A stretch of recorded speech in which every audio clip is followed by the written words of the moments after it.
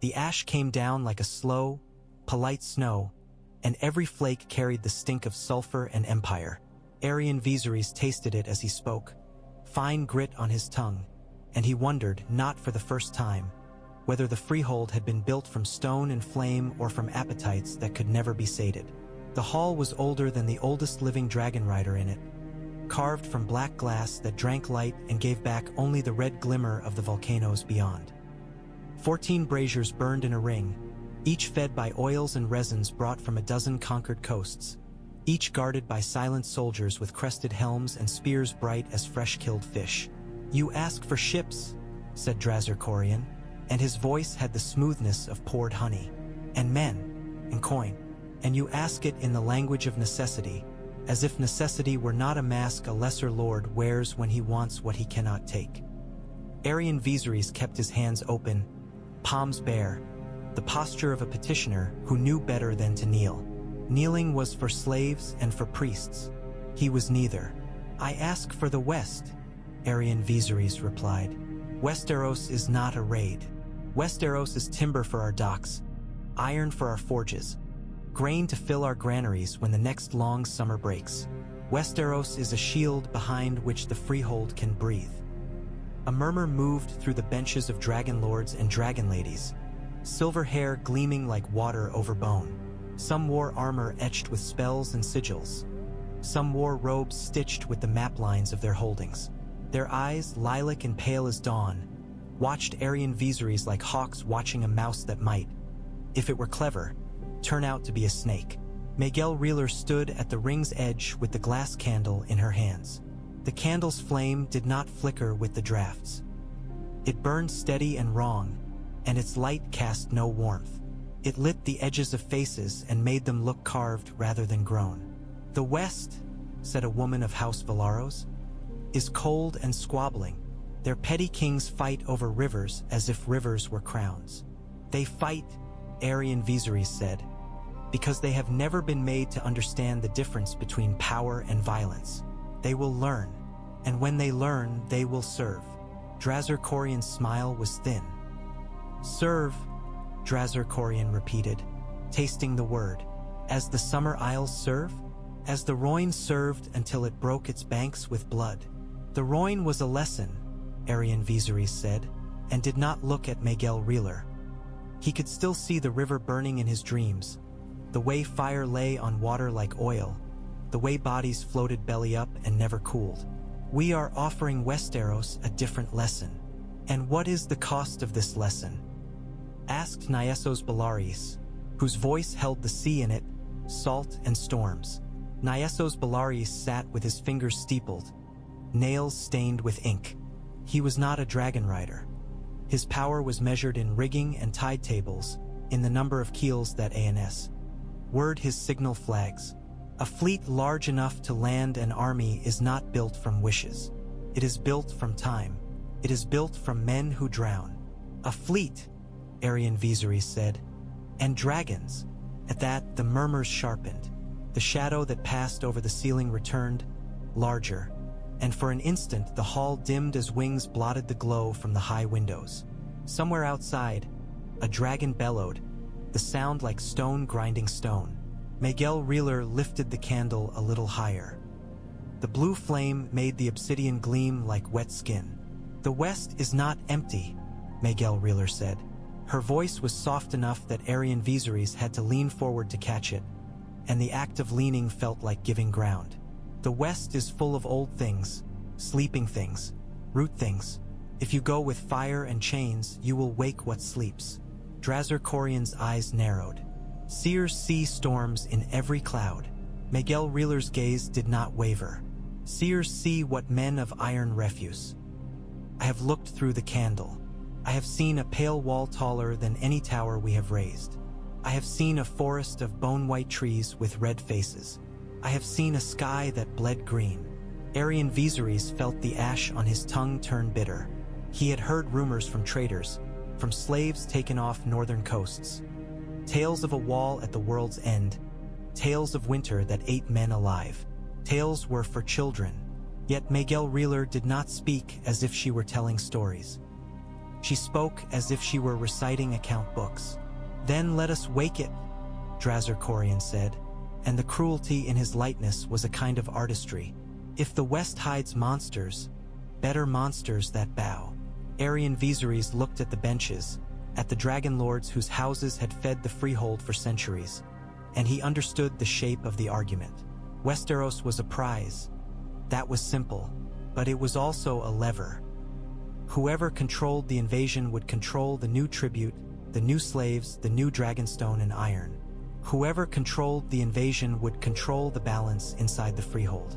"I do not offer the West as a toy," Aerion Vezarys said. "I offer it as a solution. Our free cities grow fat on our shadow. They bargain and smile and sharpen knives beneath their tables. Our mines are deep. Our slaves are many. Our dragons are hungry. Hunger does not vanish because we deny it." Nyesos Bellaris made a small sound, not quite agreement, not quite warning. "And if Westeros resists?" Aerion Vezarys spread his hands again, feeling the heat of the braziers on his palms. "Then we will teach them, with fire if we must, with law if we can." A long silence followed, and in that silence Aerion Vezarys heard his own heartbeat, steady as drumbeats before a march. He heard the scratch of a slave scribe's stylus. He heard, far away, the rumble of the mountains, the Freehold's slow breath. At last, the oldest dragonlord present, a man whose skin looked like parchment drawn tight over bone, spoke. From the highest bench, "Aerion Vezarys," the elder said, "you will have your ships, you will have your men, you will have your dragons, some, not all. You will go as Archonadmiral in the Freehold's name." Dragonstone's smile did not move, but Aerion Vezarys saw his eyes flash like a blade catching sun. "You will take hostages," the elder continued. "From each great house of the West you can reach. You will take tribute. You will carve governors' seats into their stone. And you will remember, you do not go for yourself. You go for Valyria." Miguel Reeler's candle flame flared, blue bright enough to sting Aerion Vezarys' eyes. He blinked, and for a moment the faces in the hall looked like masks. Aerion Vezarys bowed his head, the smallest motion that would satisfy without shaming him. "For Valyria," Aerion Vezarys said. The dragon outside roared again, and the sound rolled through the hall like a prophecy being spoken aloud. Dragonstone smelled of salt and wet stone and old smoke. The fortress had been razed long ago by Valyrian hands, before Westeros knew the shape of Valyrian ambition, and its walls still held the heat of distant fires as if memory itself could smolder. Aerion Vezarys stood on the rampart where black basalt met gray sea, and below him the harbor heaved with ships. They came in lines and clusters. Long war galleys with high prows carved into dragon heads, broad-bellied transports with tarred seams, sleek couriers that skipped the chop like knives skipping bone. The docks were a riot of movement. Sailors hauling rope, armorers hammering rivets, slave gangs bent under crates of grain and barrels of fresh water. Above it all, banners snapped, each one a declaration of presence. The spiral sun of House Vezarys, the triple spear of House Corian, the burning tower of House Reeler, and a dozen others whose colors had once meant war between Valyrians and now meant war against the world. Syraxan lay coiled on the stone like a mountain that had learned to breathe. The dragon's scales were bronze-edged with black, and where the light struck them they looked like hammered metal. Heat rolled from Syraxan in slow waves. When Syraxan exhaled, smoke curled from nostrils as wide as a man's torso. Aerion Vezarys rested a gloved hand on Syraxan's neck. Under the scale, muscle shifted, and the dragon's skin was warm as bathwater. Syraxan's eye opened, a molten gold slit, and fixed on Aerion Vezarys with a gaze that held neither love nor hate. Only recognition, the bond of rider and beast that was closer than loyalty and more dangerous than friendship. "You will burn a continent for me," Aerion Vezarys murmured, and the words tasted like iron. Behind him, footsteps on stone. Eleanor Hightower was being led along the rampart by 2 guards. She wore no chains on her wrists, but the guards' hands on their spear hafts were chain enough. Her hair was a dark brown, braided plainly, and her dress was wool, fine but not jeweled. She was the daughter of Lord Uther Hightower of Oldtown, taken not by raid but by bargain. A merchant ship seized in Valyrian waters, an apology offered in the form of a hostage that could translate, advise, be displayed. Eleanor Hightower stopped at a respectful distance from Syraxen, her eyes flicking up and away as if looking too long might invite fire. Archon-Admiral Aerion Vezarys, Eleanor Hightower said, her Westerosi accent rounding the Valyrian title into something softer. Lady Eleanor Hightower, Aerion Vezarys answered. He watched her hands. They were empty, but not relaxed. You have seen the fleet. Eleanor Hightower's gaze drifted down to the harbor, to the men like ants moving along docks. I have seen, Eleanor Hightower said. I had not understood. I had heard tales, but tales are small compared to this. That is why tales do not win wars, Aerion Vezarys said. Maps and numbers do. Fear does. Eleanor Hightower's throat worked. As she swallowed. What will you ask of my father? Aerion Vezarys could have said, everything. He could have said, your city, your faith, your future. Instead he said, a choice. Kneel and live with laws you did not write, or refuse and watch your towers become ash. Eleanor Hightower's eyes flashed then, a spark of anger bright enough to make her human against the scale of dragons. Oldtown is not a village to be swept away. Oldtown is the heart of learning. The Citadel. The Citadel will survive, Aerion Vezarys said. We are not fools. Knowledge is a coin that never rusts. If your maesters are wise, they will learn to speak Valyrian. And if they do not?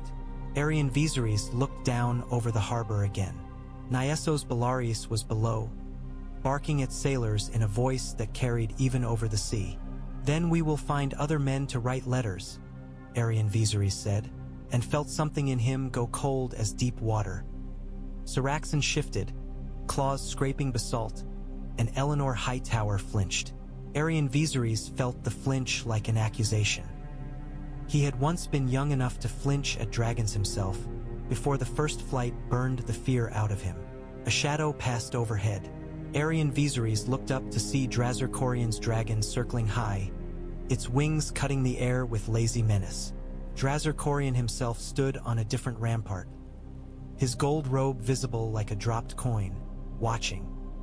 Even from this distance, Aerion Vezarys could feel the pressure of that gaze, the silent reminder. This conquest had many hands on its reins. Nyesos Belarus climbed the stairs to the rampart, winded but smiling in the way sailors smiled at storms, half joy, half readiness to die. Archon-Admiral Aerion Vezarys, Nyesos Belarus said, we have the tides. We have weather enough to cross before the next squall season. Supplies are loaded. The dragon fodder is... Dragon fodder? Eleanor Hightower repeated, voice tight. Nyesos Belarus glanced at her and shrugged, unapologetic. Meat, Nyesos Belarus said. A dragon eats like a god with a grudge. Better we feed them now than have them hunt our own men later. Aerion Vezarys watched Eleanor Hightower's face pale, and in the paling he saw the shape of Westeros coming terror. He did not blame her. The Freehold had grown used to dragons the way a man grew used to the sound of his own breathing. Westeros would hear that sound and think it was thunder. Send the envoys, Aerion Vezarys said to Nyesos Belarus. Every port, every king with a crown. Make the offer. Make it once. Nyesos Belarus nodded. And if they spit on it? Aerion Vezarys looked at Syraxen.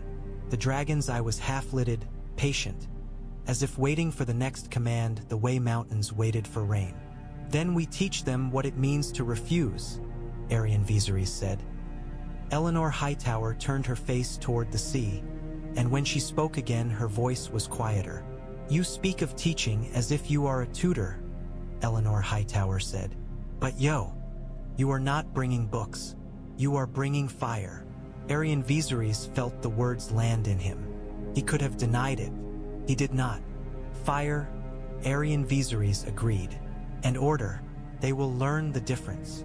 Behind them, the harbor's noise rose, drums beating the oarsmen into rhythm, horns calling the ships to readiness. Dragons answered with distant roars, a chorus of hunger and sovereignty. Aerion Vezarys stood in the wind with ash on his lashes, and he imagined Westeros as a map, its forests and rivers and mountains waiting like unclaimed gold. He imagined it burning. He imagined it bowing. For the first time since the Conclave, he wondered which image frightened him more. Oldtown had always smelled of smoke and salt and spices, of tallow candles and ink and river mud. Lord Uther Hightower had walked its streets 1,000 times and could have found his way blindfolded from the Keys to the Citadel to the starry September. He had always believed, in the private way proud men believed, that Oldtown was too old to be shaken by any new power. Then the Valyrian envoy stepped into the September, and Oldtown's age felt suddenly like fragility. Lucerys Merax did not bow. He did not need to. His presence was a bow forced on everyone else. He was beautiful in the way blades were beautiful, clean lines, perfect balance, danger made elegant. His silver hair was braided back with black cord, and his eyes were pale violet, calm as dusk. The sash over his shoulder bore the insignia of the Freehold, stitched in red thread that looked, in the September's colored light, like fresh blood. High Septon Maladon stood at the altar beneath the seven-star, crystal crown catching the sun. Around him, Septons and Septas murmured prayers under their breath, hands clutching beads. Nobles filled the aisles, faces tight, eyes flicking as if looking for exits. Lord Uther Hightower felt his own hands curl into fists beneath his cloak. Eleanor Hightower was not there. The absence was a bruise in the air. Lucerys Merax lifted a scroll. The seal was black wax impressed with a dragon in flight. Lord Uther Hightower, Lucerys Merax said, and the way he spoke the Westerosi name made it sound like a curiosity. High Septon Maladon, I bring terms. Terms, High Septon Maladon repeated, voice sharp, from foreign sorcerers who traffic in abominations. A ripple of approval moved through the Septons. Lucerys Merax did not react. From Valyria, Lucerys Merax corrected. From the Freehold that has ruled half the world and will rule more. You may call us what you like, holy man, but you will hear us. Lord Uther Hightower stepped forward. If you have my daughter, Lord Uther Hightower said, and the words scraped his throat raw. If you mean to threaten her, I do not come to threaten a girl, Lucerys Merax said. I come to offer mercy to a realm. Mercy. The word struck Lord Uther Hightower like an insult. Oldtown gave alms. Oldtown offered charity. Oldtown did not accept mercy from invaders. Lucerys Merax broke the seal with one neat motion and unfurled the parchment. The writing was Valyrian, elegant as calligraphy, but beneath it another hand had translated into the Westerosi tongue, the letters precise. Lord Uther Hightower's eyes snagged on the translation. Eleanor Hightower's hand, perhaps, he thought wildly. A lump formed in his chest. Lucerys Merax read, and each line felt like a stone dropped into water, sending ripples of outrage through the September. Valyria offers protection and peace. Oldtown will open its gates to Valyrian governors. Oldtown will provide hostages of noble blood to ensure good faith. Oldtown will pay tribute in grain, gold, and shipwright labor. The faith may continue its worship so long as it does not preach rebellion. The Citadel may continue its studies so long as it shares its learning with Valyrian administrators. Refusal will be met with corrective action. Corrective action. Lord Uther Hightower heard the phrase and imagined dragons. Imagined fire pouring down the honey wine until it ran steaming into the sea. High Septon Maladon's hands shook on the star he held. This is blasphemy, High Septon Maladon said, voice rising. We do not bow to dragonlords. We bow to the Seven. We do not give our sons and daughters to heathens who keep slaves and breed monsters. Lucerys Merax tilted his head. Then do not bow, Lucerys Merax said. Burn. It makes no difference to the Freehold whether your gods bless your ashes. Lord Uther Hightower felt the September shift, as if the stones themselves drew breath. Murmurs turned to angry whispers. A young knight in the aisle spat on the floor. "You stand in a holy place," Lord Uther Hightower said, and he could not keep the tremor out of his voice. "You speak to the High Septon as if he were a dockhand." Lucerys Merax's gaze returned to Lord Uther Hightower, cool and appraising. "I speak to a man," Lucerys Merax said. "Men die the same, holy or not." Somewhere in the crowd a woman began to cry, soft, strangled, as if the sound embarrassed her. Lord Uther Hightower tasted rage and fear together, bitter as old wine. He wanted to seize Lucerys Merax by the throat. He wanted to call his guards, to spill Valyrian blood across the September's marble. But he had seen the harbor that morning. He had seen black-sailed ships anchored beyond the mouth of the river, distant as crows on a field. He had felt the air tremble with a roar that was not thunder. "If we accept," Lord Uther Hightower said, forcing the words past pride, "what becomes of Oldtown's rule? What becomes of my house?" Lucerys Merax smiled then, and the smile was almost kind. "Your house remains," Lucerys Merax said, "as stewards, as honored collaborators. Your blood will still sit in your towers. You will still wear your rings. You will be useful." Useful. Lord Uther Hightower heard it as lesser. High Septon Maladon stepped down from the altar, face flushed. "We will never accept this," High Septon Maladon said. "We will call the realm to holy war. We will." Lucerys Merax lifted a hand, palm outward. A small gesture, but it stilled the air. "You may call," Lucerys Merax said. "Send your ravens. Preach your sermons. Tell your kings to gather their swords. You have one moon's turn to answer. After that, the Freehold's patience ends." Lord Uther Hightower's mouth tasted of ash, though there was no ash in Oldtown yet. He thought of Eleanor Hightower on some black stone island among strangers, thought of her forced to write the translation that threatened her own home. He thought of dragons. "If you have harmed my daughter," Lord Uther Hightower said, and now his voice was quiet, dangerous. "I will." "You will do nothing," Lucerys Merax said, interrupting with the easy certainty of a man who had never been made to fear consequences. "But if you kneel, you may see her again." Lucerys Merax rolled the scroll and tucked it into his sash. Without a bow, without a prayer, he turned and walked down the aisle. People flinched back as he passed, as if he carried contagion. High Septon Maladon stared after him, trembling with fury. "He is an omen," High Septon Maladon whispered, "a demon in silk." Lord Uther Hightower watched the Valyrian envoy's silver hair vanish through the September's doors, and he understood, with sick clarity, that the world had tilted. Oldtown's age would not protect it. Oldtown's stones could still burn. Outside, the bells of the Hightower began to toll, not for a funeral, but for a warning. The sound rolled over the city like a slow wave, and in its echo Lord Uther Hightower heard the beat of distant wings. The hamlet had no name that mattered to Valyria. On Westerosi maps, it was a smudge of huts along a spit of land where fishermen mended nets and children learned the sea's moods by falling into it. Lisa Rivers had been born there, had buried her mother there, had thought she would die there with the sound of waves in her ears. She heard the roar before she saw anything, and at first she thought it was the sea itself turning angry. Then the gulls scattered, screaming, and the light changed. A shadow rolled over the beach like an eclipse, and men looked up with mouths hanging open. It was not a cloud. Syraxan passed overhead with wings stretched wide, the air thrumming as if the world's skin had been plucked like a harp string. Lisa Rivers saw scales that caught the sun and gave it back in bronze flashes. She saw claws, black as wet stone.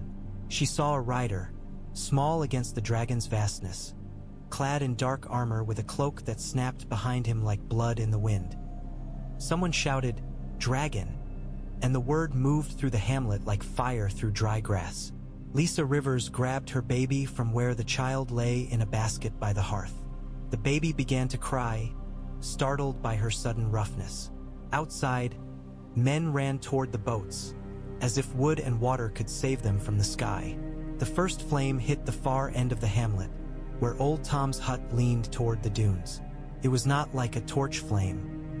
It was a sheet, a breath, an exhalation that turned thatch to light and light to smoke. Wood did not burn so much as vanish. Men who had been laughing a moment before became shapes of running fire. Lisa Rivers stumbled out into the mud, baby pressed against her chest. The heat hit her face like an oven door thrown open. She could smell hair singeing. She could hear the high, animal sound of people dying. On the beach, boats were being shoved into the surf. One capsized as it met the wave, spilling men into the cold water. They thrashed and screamed, and their screams became a chorus as flames swept over the water's edge, turning the spray to steam.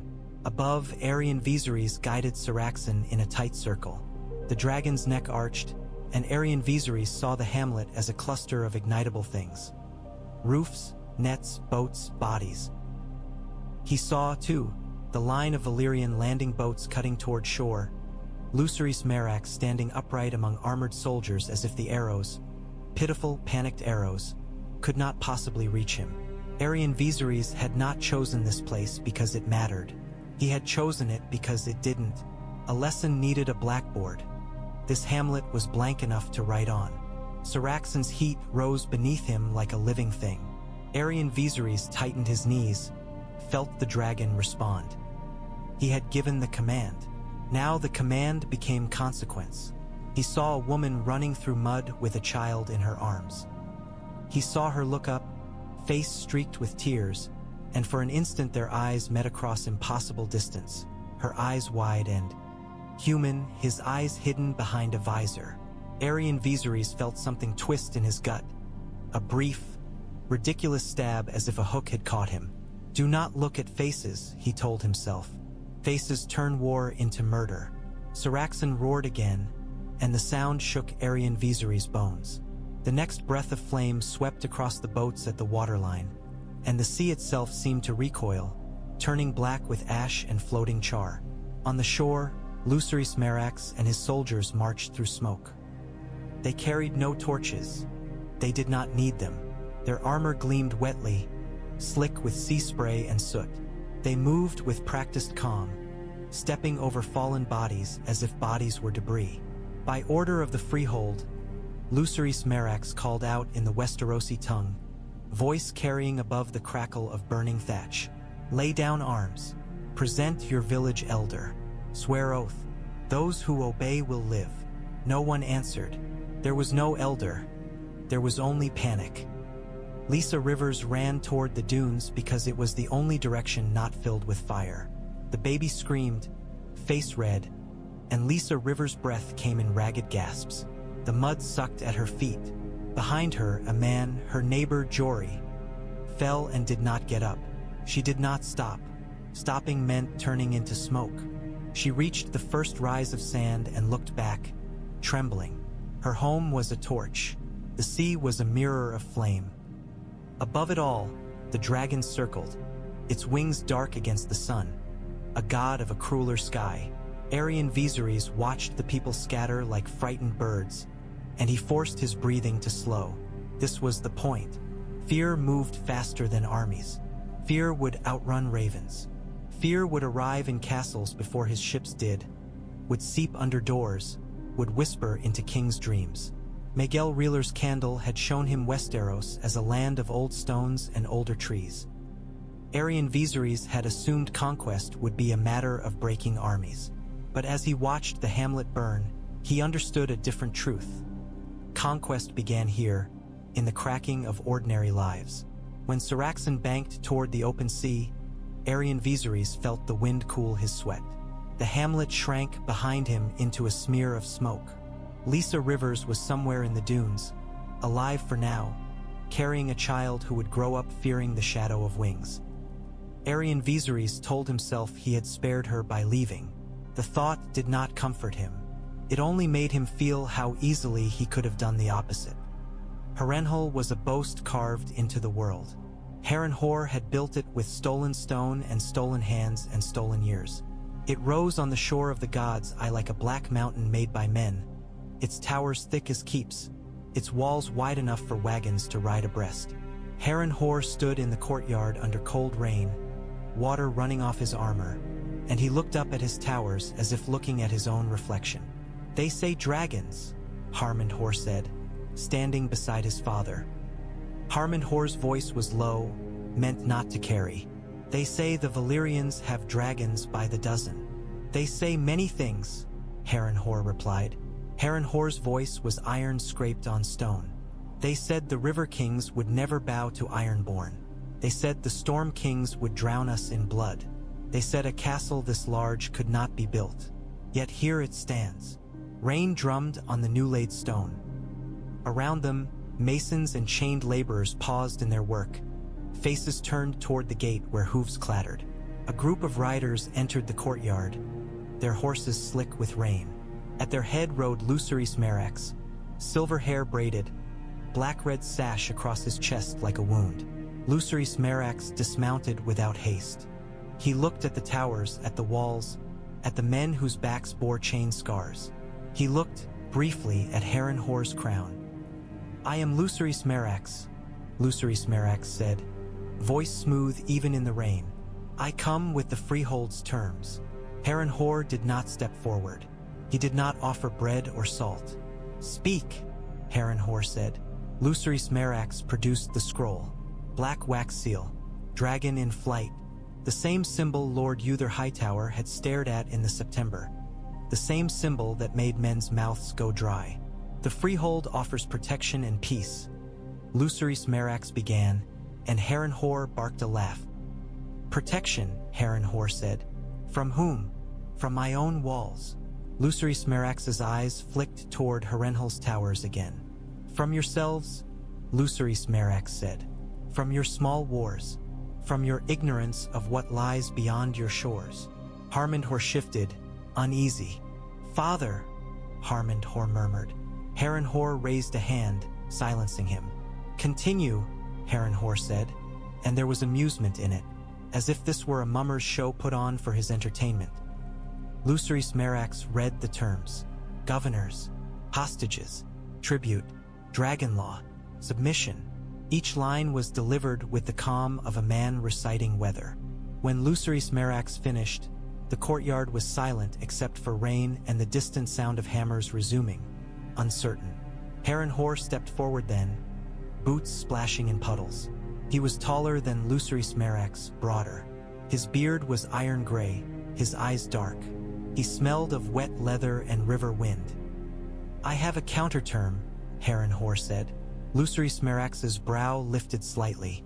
"I am listening." Harrenhal spat on the stone between them. "Tell your dragonlords this," Harrenhal said.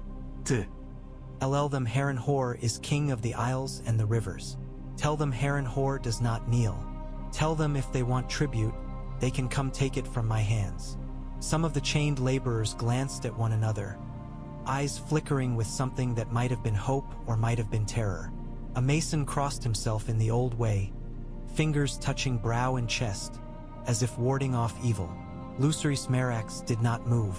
Rain ran down his cheek like a tear he did not feel. "Then you refuse," Vezarys Merax said, as if confirming an entry in a ledger. Harrenhal leaned closer. "And tell them," Harrenhal said, voice low and deadly, "that when their dragons come, I will hang their riders from these towers. I will." Vezarys Merax raised a hand, cutting the thread off.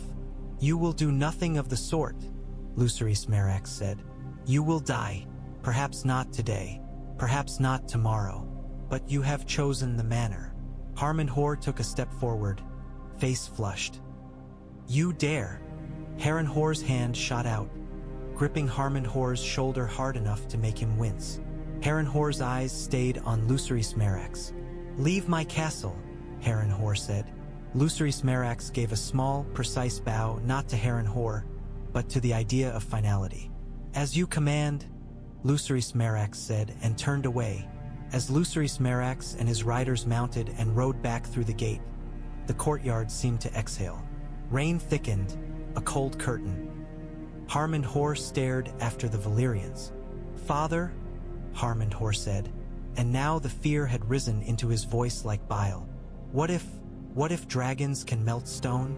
Harrenhal looked up at Harrenhal's towers again. He had poured his cruelty into their foundations, his pride into their height. Stone was strength. Stone was permanence. Stone did not bend. Stone does not burn, Harrenhal said. Behind him, a chained man, one of the laborers, thin as a whip, laughed softly, a sound like a cough. Harrenhal turned his head, eyes narrowing. "What is funny?" Harrenhal demanded. The laborer's laugh died as if strangled. He lowered his gaze, rain running off his nose. "Nothing, your grace," the laborer whispered. Harrenhal's mouth curled. He looked away. He did not see, or did not care to see, the way the laborer's hands shook on his chain. In the distance, beyond the lake, thunder rumbled. Harrenhal told himself it was storm. Harrenhal listened, and in the thunder he thought he heard something else, something like wings. Night at sea made the world smaller. The horizon vanished into black, and the fleet became its own universe. Creaking timbers, snapping canvas, the steady beat of oars below decks like a giant heart. Aerion Vezarys stood on the flagship's deck and watched lantern light ripple on the water. Above, dragons perched on reinforced platforms lashed to the ship's largest masts. Their bodies hunched like gargoyles, wings folded, tails curled around beams. In the dark, they looked like pieces of the night that had grown teeth. Maegelle R'hllor knelt beside a bronze bowl set on a crate. The bowl was filled with dark liquid that smelled of iron. Blood, Aerion Vezarys thought. Always blood. Eleanor Hightower stood a few paces away, guarded. The blue light of the glass candle painted her face in strange hues, turning her eyes into dark pools. She watched Maegelle R'hllor with the wary fascination of someone witnessing a ritual she had been taught to call wicked. Maegelle R'hllor's knife flashed in the lantern light. She drew it across her palm without flinching, and blood welled, thick and bright even in the dark. She let it drip into the bowl. The blood struck the surface and spread in slow spirals. Aerion Vezarys felt his stomach tighten. "Is this necessary?" Aerion Vezarys asked, keeping his voice low. He did not want the sailors to hear doubt. Doubt spread like rot. Maegelle R'hllor did not look up.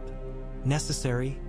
Maegelle R'hllor repeated, as if tasting the word the way Lucerys Merax had tasted mercy. "The Freehold does not cross seas blind. The candle sees. Blood opens the eye." Drazar Corian's presence was a pressure on Aerion Vezarys' back. He leaned against the mast, arms folded, gold rings catching faint light. "Let the witch work," Drazar Corian said. "If the West hides surprises, I prefer to know before they bite." Aerion Vezarys did not turn. "You prefer to know so you can claim you foresaw them," Aerion Vezarys said. Drazar Corian's laugh was soft. "You mistake me," Drazar Corian said. "I want you to succeed. Your success fattens all of us." Aerion Vezarys heard the unspoken. "Your failure fattens me most." Maegelle R'hllor dipped her fingers into the bowl and began to draw on the deck planks, blood leaving dark lines. A circle, then intersecting lines, a sigil that made Aerion Vezarys' eyes ache if he looked too long. The glass candle's blue flame flared in response, brighter, as if pleased. Wind tugged at Aerion Vezarys' cloak. The sea was calm tonight, black and oily, but he could feel storms in the distance. Not weather storms, the kind that gathered in men. Eleanor Hightower spoke suddenly, voice tight. "Does it hurt?" Eleanor Hightower asked. Maegelle R'hllor looked up then, her eyes pale and unsettlingly calm. "Everything worth doing hurts," Maegelle R'hllor said. Eleanor Hightower's chin lifted, stubborn. "My father says." "Your father is far away," Maegelle R'hllor interrupted gently. "And he cannot shield you from what come." "Yes." Aerion Vezarys watched Eleanor Hightower's mouth press into a thin line. He wondered what she had been taught to believe about power. In Valyria, power was dragonfire and law, bloodline and fear. In Oldtown, perhaps power was bells and books, gods and tradition. Both were illusions, he thought, until tested. Maegelle R'hllor placed the bowl under the glass candle. The blue flame reflected in the blood like a ghost moon. She whispered words in High Valyrian that Aerion Vezarys had heard only in old songs and in the mouths of priests who served dragonlords. The air around them seemed to thicken. The lantern flames flickered as if a cold draft had passed. Aerion Vezarys felt his skin prickle. "Miguel Reeler," Aerion Vezarys said. "What do you see?" Miguel Reeler's eyelids fluttered. Her voice changed. Still her voice, but layered, as if another throat spoke under it. "Stone that drinks fire," Miguel Reeler murmured. "A castle black as night beside a lake that watches. A crowned man who thinks he cannot burn." Aerion Vezarys thought of Harrenhal. Harrenhal's refusal. And beyond, Aerion Vezarys pressed. Miguel Reeler's fingers tightened on the bowl's rim. "Green light," Miguel Reeler whispered. "A wall, a cold that eats flame. Roots that remember names." Drazar Corian snorted. "Always riddles." Miguel Reeler's head snapped up. For a moment her eyes looked almost white in the candle glow. "Do not mock what you do not understand, Drazar Corian," Miguel Reeler said, and there was steel in it. "The West is not empty. It is old. Older than Valyria." Aerion Vezarys felt a chill despite the salt air. He looked up at the dragon perched above them. The creature's eye opened, a slit of ember in the dark, watching the ritual with an intelligence that was not human but was not simple either. "What do we do with your visions?" Aerion Vezarys asked quietly. Miguel Reeler's gaze softened, just slightly, and Aerion Vezarys remembered she had been a child once, before the Freehold shaped her into a tool. "We do what we came to do," Miguel Reeler said. "We burn what must be burned. We bind what can be bound. And we watch for the moment the flame turns blue." Eleanor Hightower shivered, and Aerion Vezarys saw her hands clutch her own elbows as if holding herself together. From the darkness beyond the fleet came a distant sound, low and hollow. A horn. Aerion Vezarys thought at first some Westerosi signal, but it was too far, too deep, more like the sea itself groaning. Miguel Reeler's head tilted, listening. "It begins," Miguel Reeler whispered. Aerion Vezarys stared into the black water, and for the first time since he had left Valyria's burning mountains, he felt the sensation of being watched by something that did not care about empires. Harrenhal heard the roar and knew, in the marrow of his bones, that it was not thunder. He had been in his great hall, the newest hall, still smelling of mortar and fresh-cut timber, when the first shadow swept across the high windows. The torches guttered as if frightened. His sons had been laughing over ale, boasting about the size of the towers, the thickness of the walls. The laughter died. Then the windows turned orange. Heat poured in like a living thing. Men shouted. Servants screamed. Harrenhal grabbed for his sword, eyes wide. "Father!" Harrenhal did not answer. Harrenhal ran to the nearest window and looked out, and what he saw made his mind seize for a moment, as if refusing to fit it into the world. Dragons. Not one. Not two. A storm of them, wings beating smoke into spirals. They moved with purpose, not the wild circling of beasts, but patterns, lines and arcs, a choreography of destruction. Syraxan led them, bronze and onyx, Aerion Vezarys a dark speck on its back. Aerion Vezarys saw Harrenhal beneath him, huge and arrogant, and he felt Syraxan's hunger rise like a tide. The dragon smelled stone and men and fear. The dragon wanted to feed. Aerion Vezarys did not let himself think of faces. He thought of symbols. Harrenhal was the symbol of refusal. Harrenhal had made it a challenge. The Freehold would answer with fire. Now, Aerion Vezarys whispered into the wind and pressed his knees. Syraxan's throat glowed, light building behind scales like sunrise trapped under skin. Then the dragon opened its jaws, and fire poured out in a torrent that turned rain into steam before it could touch the flames. The first wave hit the highest tower. Stone did not burn, Harrenhal had said. Harrenhal watched stone melt. The tower's edges softened, as if the black stone were wax held too close to a candle. Mortar bubbled. The air filled with a sound like screaming metal. Men on the battlements vanished into brightness. Harrenhal staggered back from the window, face slick with sweat, though the hall was still distant from the worst heat. "It cannot," Harrenhal said, as if saying it might make it true. "It cannot." Harrenhal grabbed Harrenhal's arm, nails biting through cloth. "We have to go," Harrenhal said, voice breaking. "We have to." Another roar, closer, and the hall shook. Dust rained from the ceiling. Somewhere above, a beam snapped with a crack like bone. Harrenhal's pride flared, a final stubborn flame. "This castle will not fall," Harrenhal snarled, and drew his sword as if steel could cut fire. "I built this. I—" A sound interrupted him. A deep, wet groan, as if the stone itself suffered. A section of the ceiling began to glow, faintly at first, then brighter. Heat seeped down. The torch's flames leaned away. Outside, Aerion Vezarys guided Syraxen lower. The dragons behind him followed in staggered formation, each rider obeying signal flags from ships on the lake, each braid of flame calculated to spread destruction across walls and towers, to turn a fortress into a furnace. Aerion Vezarys saw men on the battlements firing arrows. The arrows fell short, tiny and pathetic. He saw ballista bolts launched in desperation, thick as tree trunks.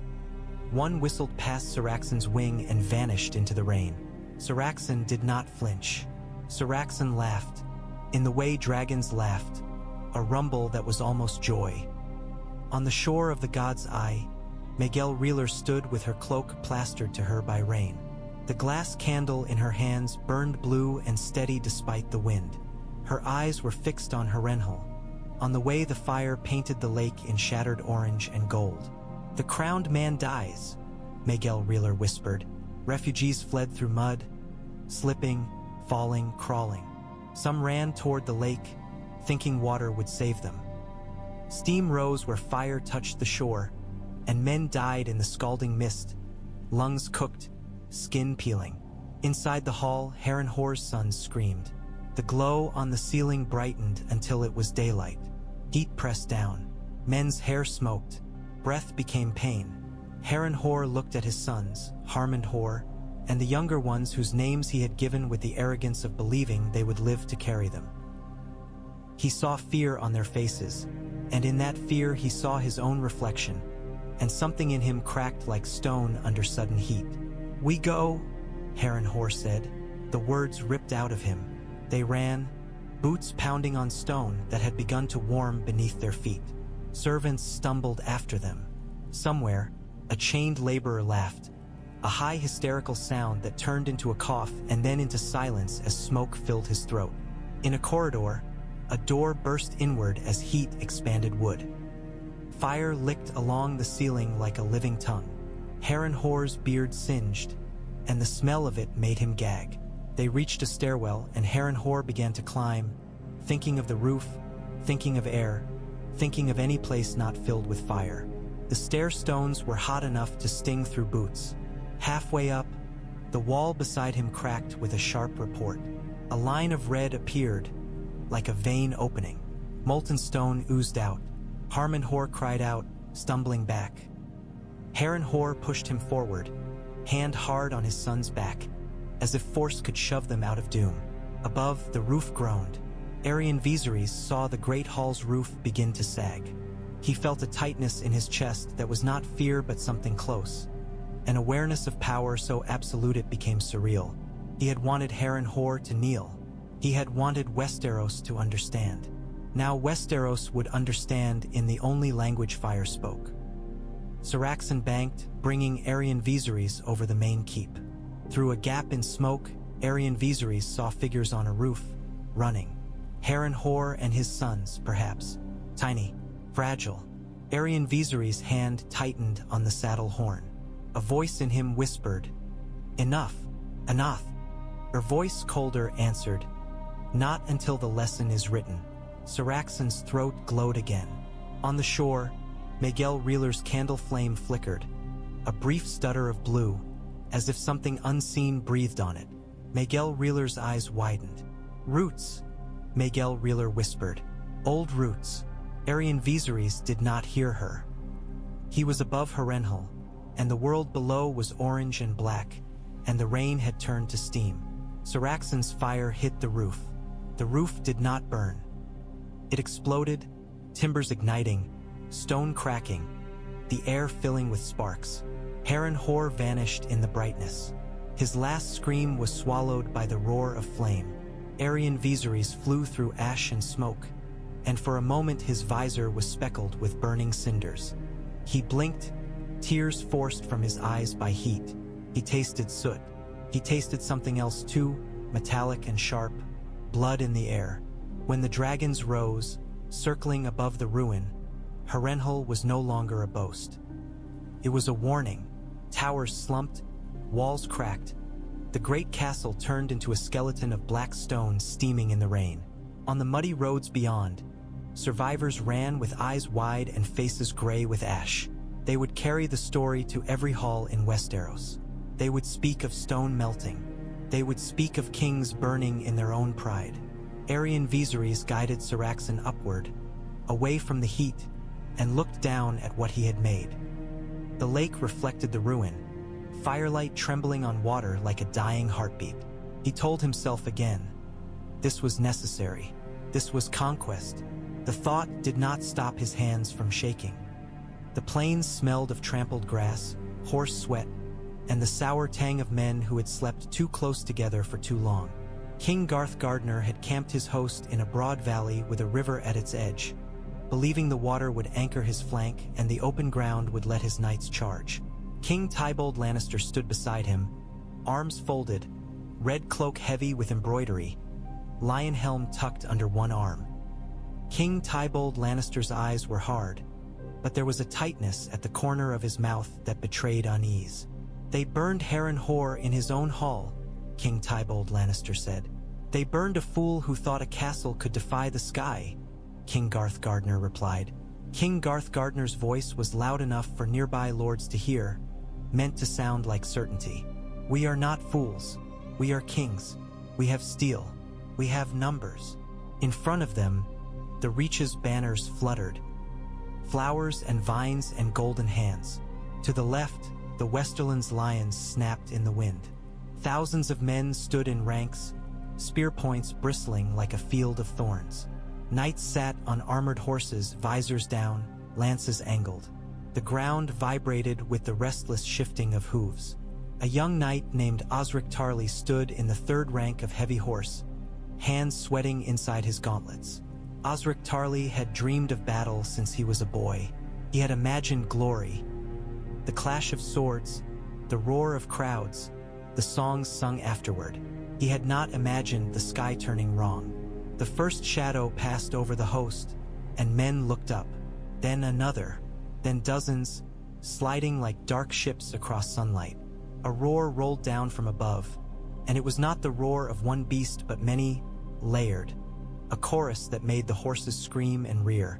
Osric Tarly's mount danced beneath him, eyes rolling white, foam flecking its bit. "Hold!" someone shouted. "Hold!" Osric Tarly forced his horse down, gripping with his knees, and looked up. Dragons. Not a single dragon as in children's tales. One monster for one hero to slay. Dragons in formation, moving like a flock of predatory birds, wings beating in rhythm. At the center flew Saraxon, bronze-black scales catching the light, Aerion Vezarys on its back like a dark crown. Behind Saraxon, other dragons moved into positions, riders signaling with flags and hand motions. The pattern was deliberate. Osric Tarly had the sudden, terrifying realization that the Valyrians did not see this as a duel. They saw it as a hunt. King Garth Gardner raised his sword, the blade catching sun. "Archers!" King Garth Gardner shouted. "Loose!" A wave of arrows rose, a black cloud. Osric Tarly watched them arc upward. For a heartbeat, hope flickered. Then the arrows fell short, most of them, or glanced off scales like rain off rock. A few struck dragons' wings and stuck, tiny, ridiculous. The dragons did not fall. Aerion Vezarys saw the arrows and felt Saraxon's amusement ripple through the bond. Saraxon did not fear arrows. Saraxon feared only other dragons and the cold deep in Miguel Reeler's visions. On these plains, Saraxon was a god. Aerion Vezarys raised his arm, the signal. The first wave of dragonfire hit the front ranks of spearmen. The grass ignited instantly, flame racing along the ground as if the earth itself had been soaked in oil. Men screamed and ran, but there was nowhere to run. Fire moved faster than feet. Shields caught flame, hair caught flame. The air filled with the smell of burning flesh, thick and sickening. Osric Tarly saw a man's face melt, skin sliding, eyes turning into wet holes. Osric Tarly retched inside his helm, bile rising, and forced it down because his throat was too tight to open. "Charge!" a lord bellowed, desperate. The knights surged forward, lances leveled, the old answer to every problem: horse and steel.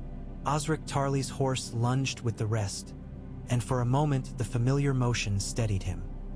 The ground thundered under thousands of hooves. Banners streamed. It looked, for a heartbeat, like a story. Then the second wave of dragonfire came, lower, sweeping across the charging line. Horses screamed, high and human. Knights became silhouettes wrapped in flame. Lances burned in their hands. The charge collapsed into chaos. Flaming bodies crashing into one another, rolling in fire, trampling the living.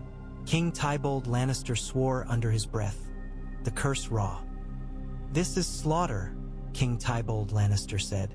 King Garth Gardner's face had gone pale beneath his flowered crown. "Hold," King Garth Gardner whispered, as if saying it might make it possible. "Hold!" A dragon roared overhead, and its shadow swallowed King Garth Gardner and King Tybalt Lannister both. Aerion Vezarys saw the two kings standing side by side like figures on a game board. He had offered them a chance to kneel. They had answered with armies. Saraxon's throat glowed. For a heartbeat, Aerion Vezarys hesitated. He saw not kings but men. Men who believed in steel and numbers because steel and numbers had always been enough. He saw Osric Tarly's terrified face behind a visor. He saw boys with spears too long for their arms. Then Aerion Vezarys remembered Harrenhal's melting stone, remembered Lucerys Merax's calm, remembered the Freehold's expectation. Mercy was not his to give. "Fire," Aerion Vezarys whispered. Saraxon exhaled, and the world below became a furnace. The river steamed at its edges. The sky filled with smoke so thick it turned noon into dusk. Men ran until they fell. Horses burned until they dropped. Osric Tarly's horse screamed and went down, throwing him. Osric Tarly hit the ground hard, breath knocked out. Heat pressed on him like a physical weight. He clawed at his helm, ripping it off, gasping. The air tasted of ash and cooked meat. He crawled toward the river, hands burning on the hot grass. Around him, men writhed, some on fire, some screaming, some silent. He heard prayer. Someone chanting the Seven's names, voice cracking. He heard another man laugh, hysterical. Above, dragons circled, indifferent. When Osric Tarly reached the river's edge, he plunged his hands into the water and hissed as the coolness hit raw skin. He looked back at the field, and in the smoke he saw banners collapsing, crowns falling, kings reduced to rumors. He understood then, with a clarity that hurt, that the world had changed.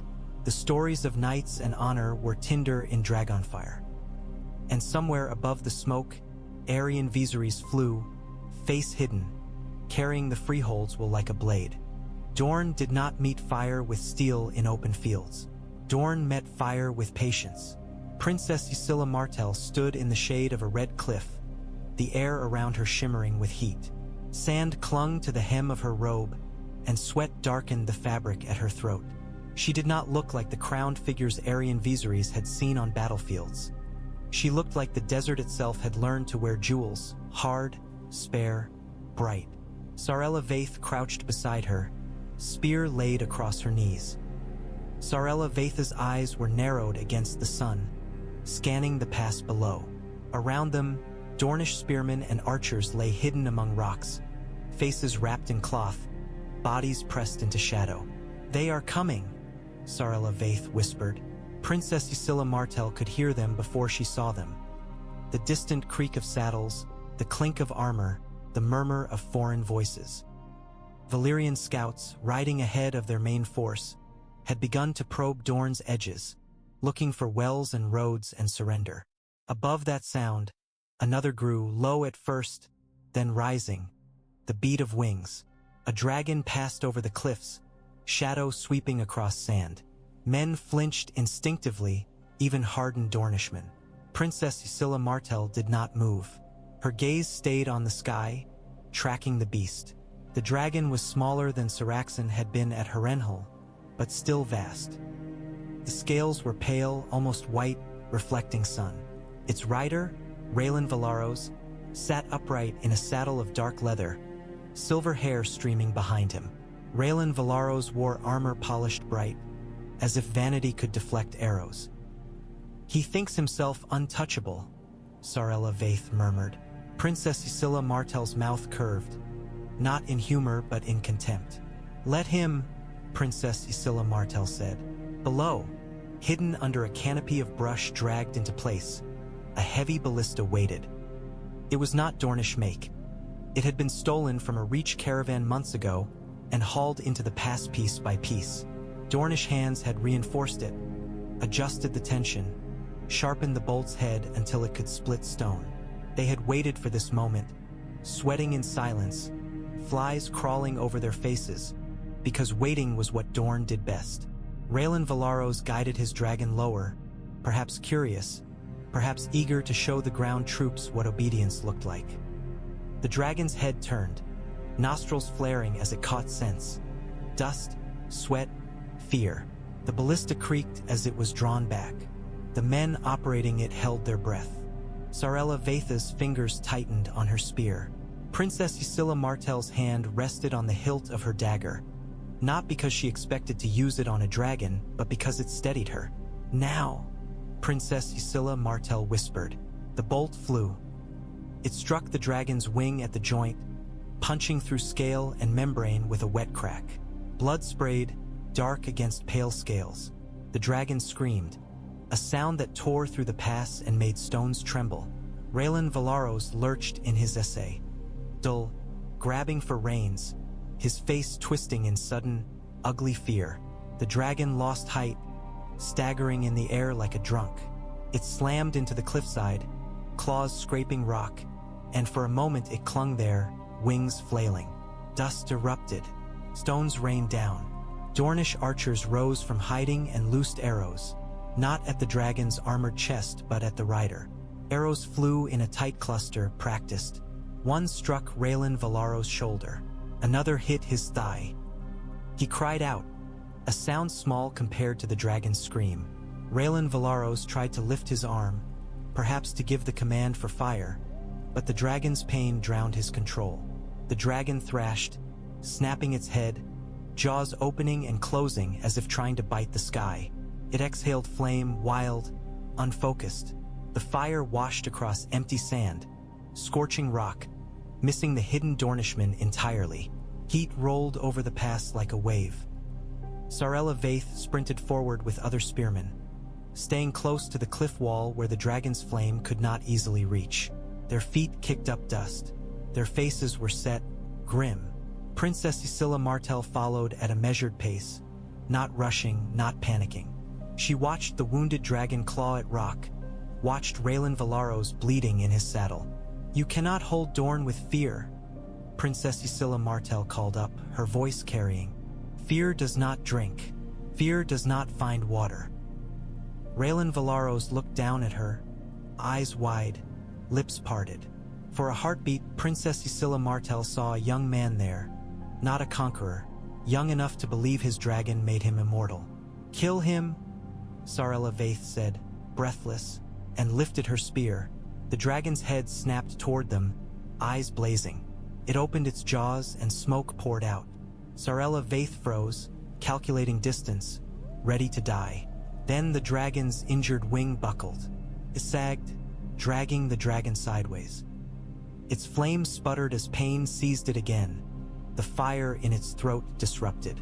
Sarella Vaith moved like lightning. She drove her spear upward, not into the dragon's scales but into the softer flesh where wing met body, where blood already seeped. The spear sank deep.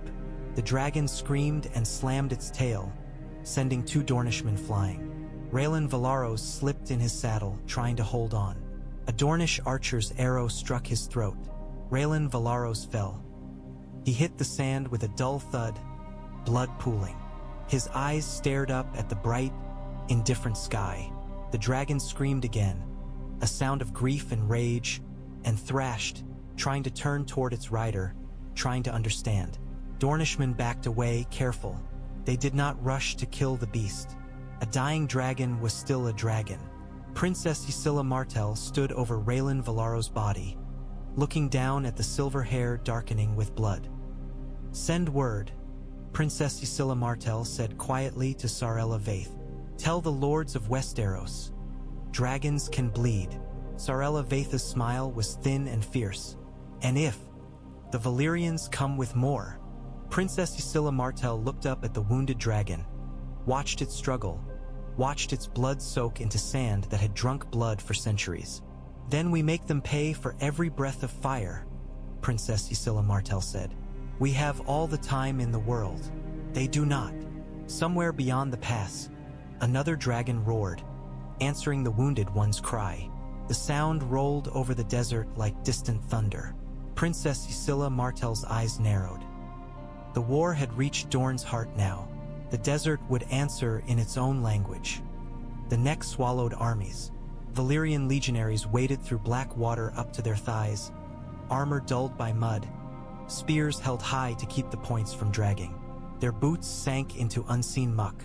Each step made a sucking sound that seemed too loud in the fog. Aerion Vezarys flew above them on Syraxen, low enough to see the men's faces, high enough that the dragon's wing beats did not knock them over.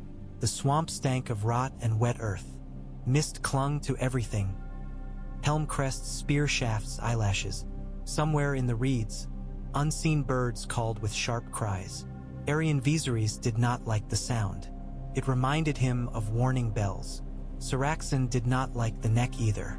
The dragon's body was tense beneath Aerion Vezarys, muscles shifting in restless ripples. The dragon's head moved constantly, nostrils flaring, tasting air as if searching for something it could not name. Smoke curled from Syraxen's mouth in thin, uncertain strands. Ahead, rising from the fog like a pale ghost, stood a weirwood. Aerion Vezarys had seen trees all his life, but never like this. Its bark was white as bone, smooth and unsettling. Its leaves were dark red, like dried blood. Carved into its trunk was a face, eyes and mouth cut deep, the expression neither kind nor cruel, only watchful. The sap that oozed from the cuts looked, in the gray light, like tears. Syraxen hissed. The sound was low and angry. The dragon's wings beat harder, lifting them a little higher, as if the air near the tree offended. "What is it?" Aerion Vezarys muttered, more to himself than to Syraxen. Below, the legionaries slowed, wary.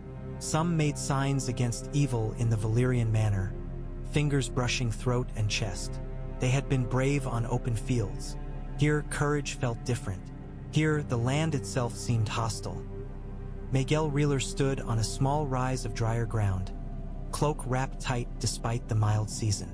The glass candle in her hands burned blue, and the light looked wrong against the swamp's gray. Her face was drawn, eyes shadowed as if she had not slept. "This place remembers," Maegelle Reeler said when Aerion Vezarys guided Syraxen closer. "Everything remembers," Aerion Vezarys replied. "Stone remembers heat. Water remembers cold. What of it?" Maegelle Reeler's gaze stayed on the weirwood face. "This is older than our blood," Maegelle Reeler said. "Older than our dragons." Aerion Vezarys looked down at the legionaries, at their careful steps, at the way their discipline frayed under fog. "The north is beyond," Aerion Vezarys said. "Once we take the neck, the Starks will have to kneel. Their walls are stone like any other." Maegelle Reeler did not answer immediately. The glass candle's flame wavered, and Aerion Vezarys felt a sudden chill brush his skin, as if a cold hand had passed behind his neck. Then arrows flew, not a volley, not a grand hail like a field battle. A few arrows, precise, whispering out of the fog. One struck a legionary in the throat, sliding between armor plates. The man gurgled and went down into the swamp, water closing over him.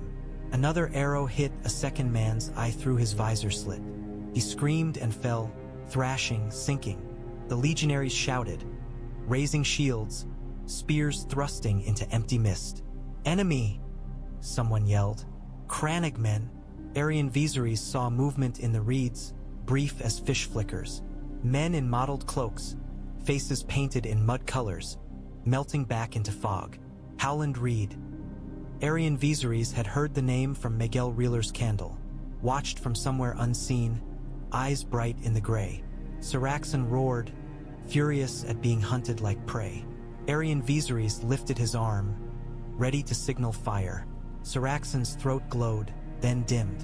The dragon's head jerked toward the weirwood, and a sound came from its chest that was not a roar but a strangled, uneasy rumble. Syraxan pulled upward, away from the tree, wings beating hard. Aerion Vezarys felt the dragon's fear through the bond, sharp and alien. Dragons did not fear men. Dragons feared this. Miguel Reeler's eyes widened. "Do you feel it?" Miguel Reeler whispered. "The root song, the old magic." Aerion Vezarys clenched his jaw. "Magic," Aerion Vezarys said, and the word tasted sour. He had trusted dragons and steel, numbers and fire. Magic was for seers and priests. Another arrow struck a legionary's shoulder, and the man cursed, stumbling.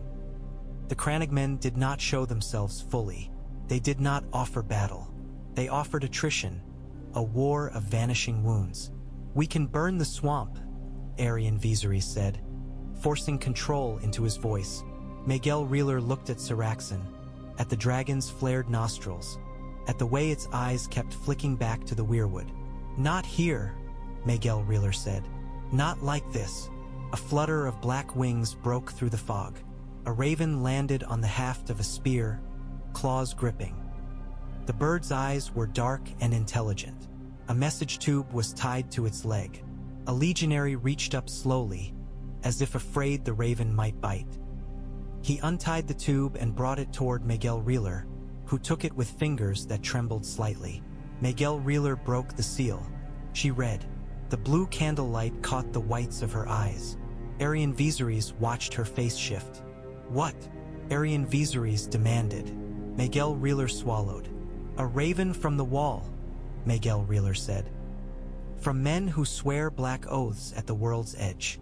"There is no wall," a nearby officer muttered, scoffing. "Afferitale." Miguel Reeler looked up, and her voice cut through the swamp's muffled air like a knife. "There is," Miguel Reeler said, "and the men who stand on it say the dead are moving." Silence spread, heavy as fog. Even the legionaries' shouts faded as if swallowed. Aerion Vezarys felt Syraxan tense again, as if the dragon understood more than the men below. Aerion Vezarys stared at the weirwood's carved face.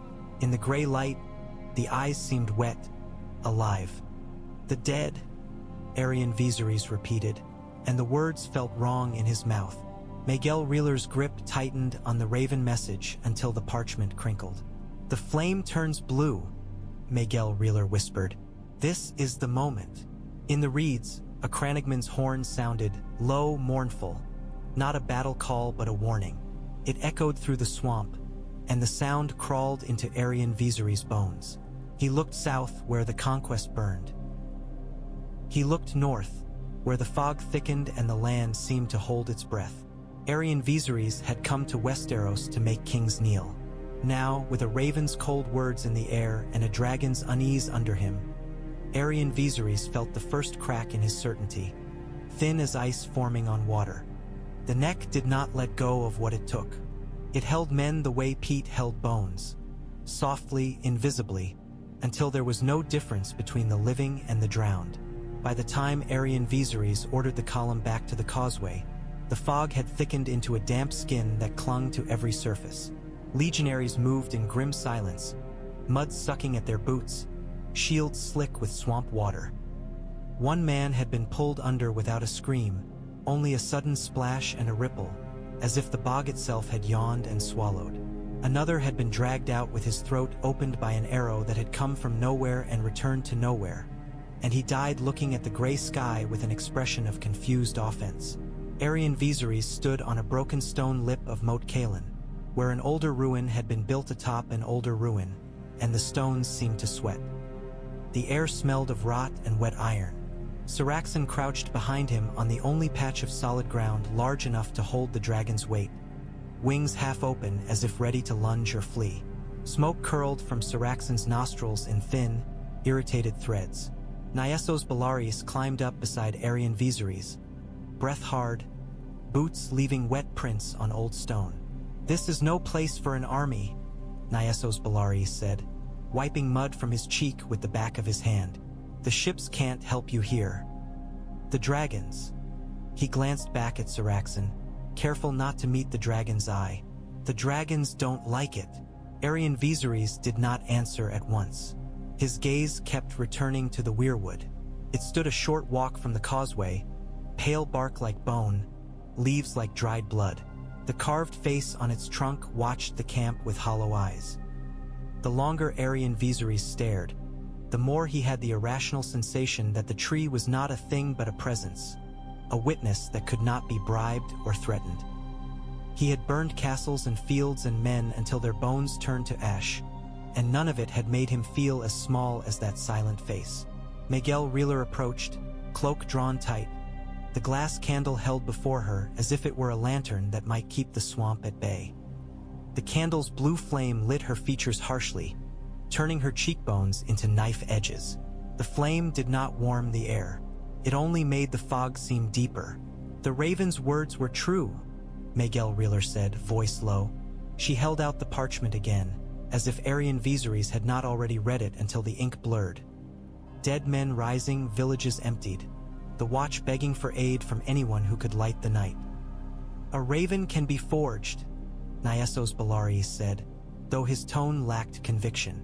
"A Northman could write any tale to draw us away from the south." Miguel Reeler's gaze flicked to him, and in the candlelight her eyes looked almost colorless. "You believe a sworn brother of the wall wastes ink on lies while the world burns?" Miguel Reeler asked. "If he lies, then the lie itself is a warning. It means desperation." Aerion Vezarys watched a pair of legionaries drag the dead man's body up from the muck. The corpse's armor clinked softly, dull as rain on slate. His eyes were open, fixed on nothing. A fly crawled along his lip. "Send him to the pyre," Aerion Vezarys said, and the order came out sharper than he intended. The men hesitated. Fire in this wet place felt like blasphemy. "Burn him," Aerion Vezarys repeated. "Now." As they hauled the corpse away, a shadow moved through the fog above them, vast and smooth. The air beat once, twice. A dragon descended like a falling star made of night. Dragonstone landed his dragon on the ruin's highest broken platform with a careless grace that made Aerion Vezarys' teeth grind. Mud splashed. The dragon's claws gouged old stone.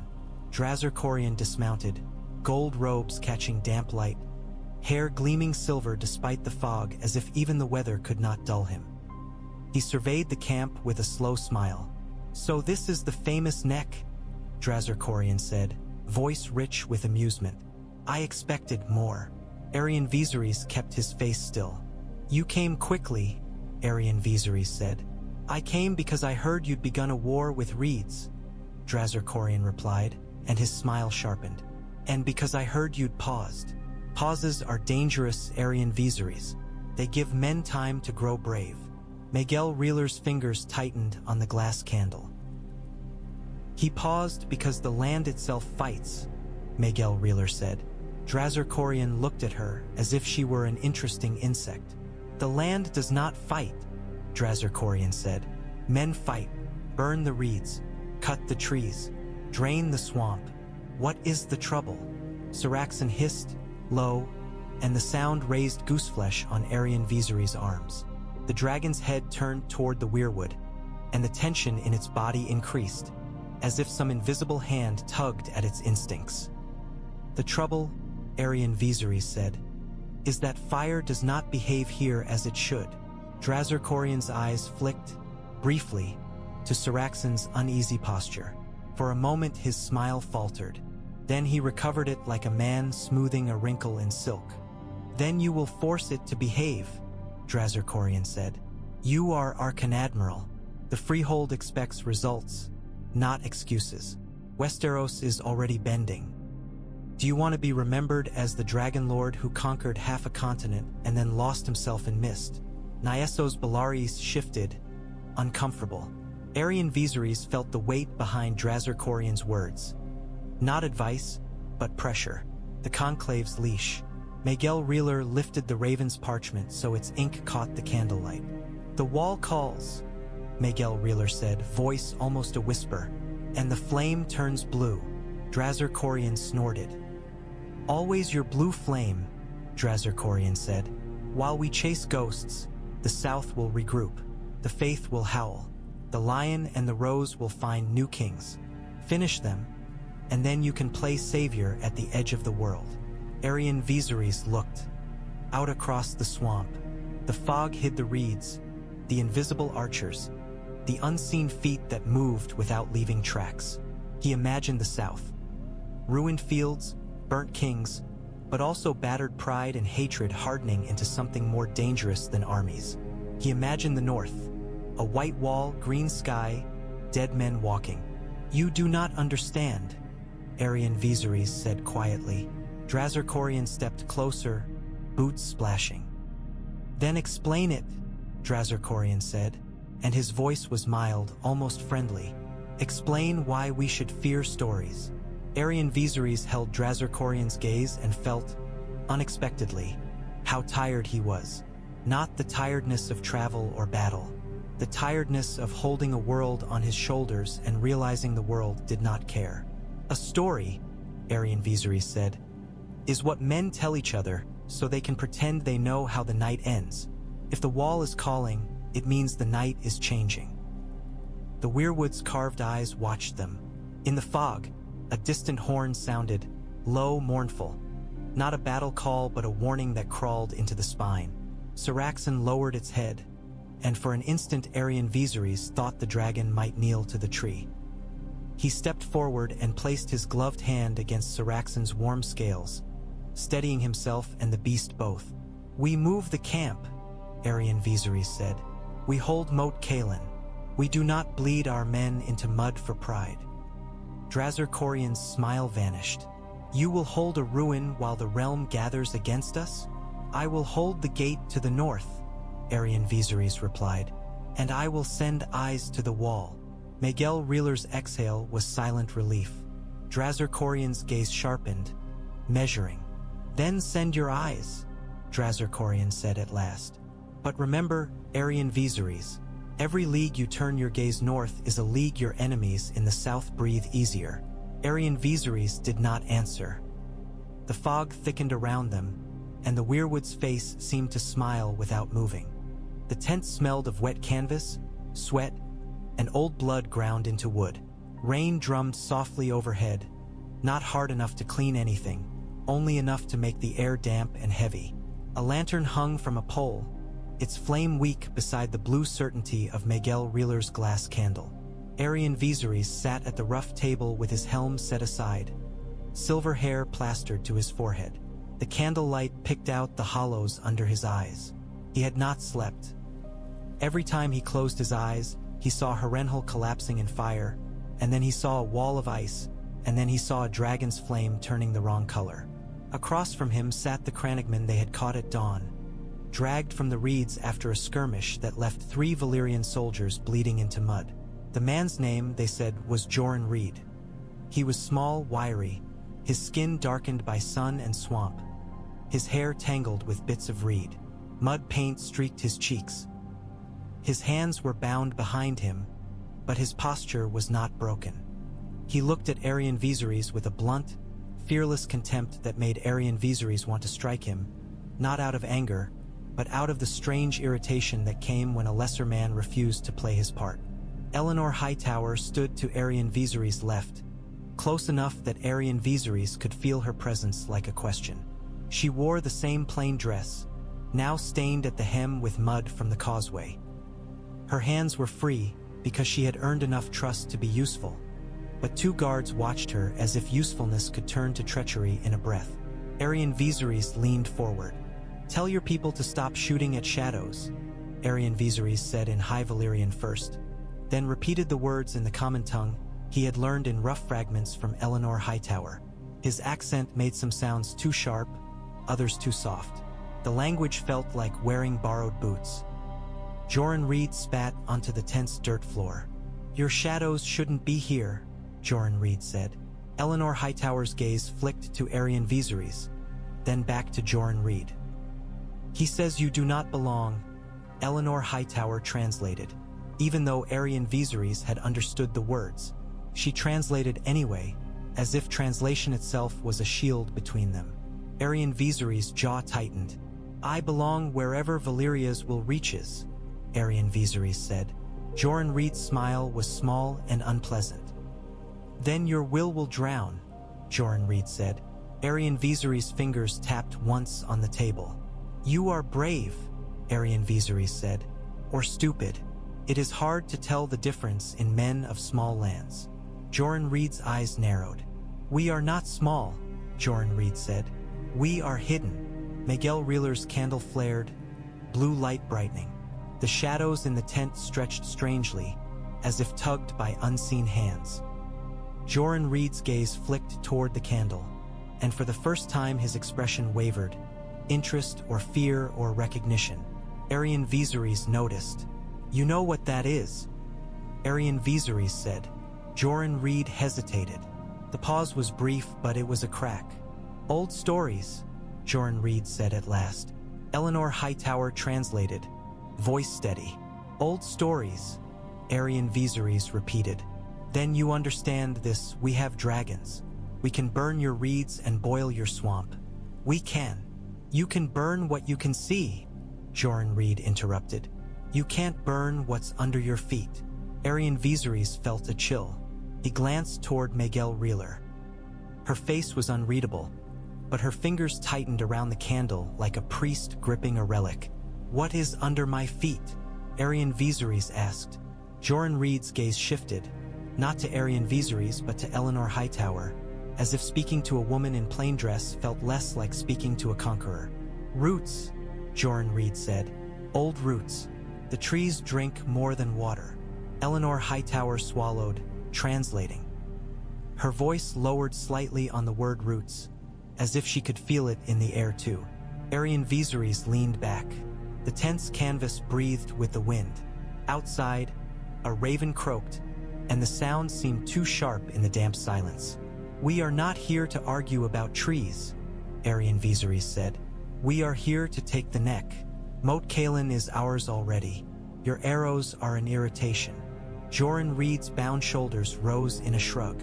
"Then leave," Joran Reed said. "Go south. Burn your kings. Leave the bogs to the bogs." Drazerkorian's earlier laughter echoed in Aerion Vezarys' mind. War with reeds.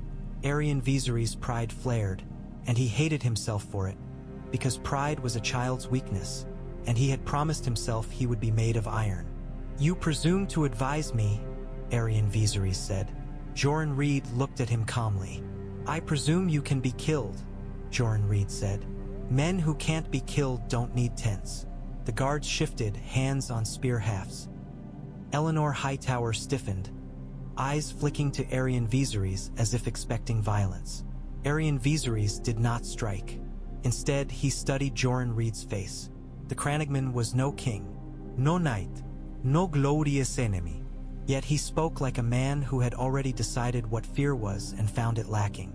"What would your lord offer?" Aerion Vezarys asked finally. "Your Howland Reed." At the mention of Howland Reed, something tightened behind Joran Reed's eyes, a brief flash of loyalty or alarm. "Howland Reed doesn't offer," Joran Reed said. "Howland Reed waits." Miguel Reeler spoke softly. "Waiting is a weapon," Miguel Reeler said. "In the candle, I saw a man in reeds with eyes like dark water. He was not afraid of dragons." Joran Reed turned his head toward her fully. and Aerion Vezarys watched the way his pupils widened in the blue light. "You're wrong," Joran Reed said, voice suddenly hoarse. "He fears them, but fear isn't the same as bowing." Aerion Vezarys felt the strange impulse to laugh, bitterly. Westeros was full of men who would die rather than bow. He had burned some of them. He had expected the rest to learn. Instead, the lessons seemed to make them more stubborn, more alive. "You came with your dragons," Joran Reed said, and now there was something like pity in his tone. A thing so insulting Aerion Vezarys' hands curled. "But the North has its own monsters, bigger than yours, colder." Aerion Vezarys' gaze flicked to the raven perched outside the tent pole, black feathers slick with rain. The wall's message seemed to vibrate in the air, unseen ink on every breath. "You know of the wall," Aerion Vezarys said. Joran Reed's mouth twisted. "Everyone knows," Joran Reed said. "Everyone forgets." Eleanor Hightower translated, but her voice shook slightly on forgets, and Aerion Vezarys realized she was thinking of Oldtown, of bells and books, of how a city could decide certain truths were too far away to matter until they weren't. Aerion Vezarys stood. The candlelight climbed his armor in sharp blue lines, making him look carved, not human. He walked around the table until he stood directly in front of Joran Reed. The crannogman lifted his chin, defiant. "If I let you go," Aerion Vezarys said, "will you carry a message to Howland Reed?" Joran Reed's eyes narrowed. "What message?" Joran Reed asked. Aerion Vezarys bent slightly, close enough that Joran Reed could smell smoke on him. "Tell him this," Aerion Vezarys said. "I do not have time to bleed in his bog. I will hold Moat Cailin. I will not chase him through reeds. But if he strikes my supply lines or my messengers again, I will burn the neck until even the frogs choke on ash." Joran Reed's lips parted in a grin that showed teeth stained with swamp water. "You can try," Joran Reed said. Aerion Vezarys straightened.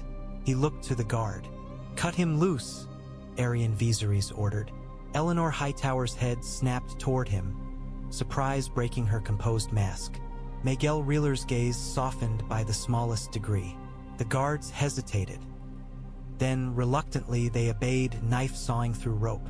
Joran Reed rubbed his wrists, flexing fingers. He looked at Eleanor Hightower, and for a heartbeat his expression shifted. Something like gratitude, something like warning. "Don't think they won't burn your city," Joran Reed said quietly to her. "Dragons don't care about towers." Eleanor Hightower swallowed. "Neither do bogs," Eleanor Hightower whispered back, and her voice carried the odd, fierce calm of someone who had discovered fear could be survived. Aerion Vezarys watched Joran Reed slip out into the fog, vanishing as if the swamp swallowed him again. He did not know if releasing the man was wisdom or weakness. He only knew that killing him would have satisfied nothing but the simplest part of his pride.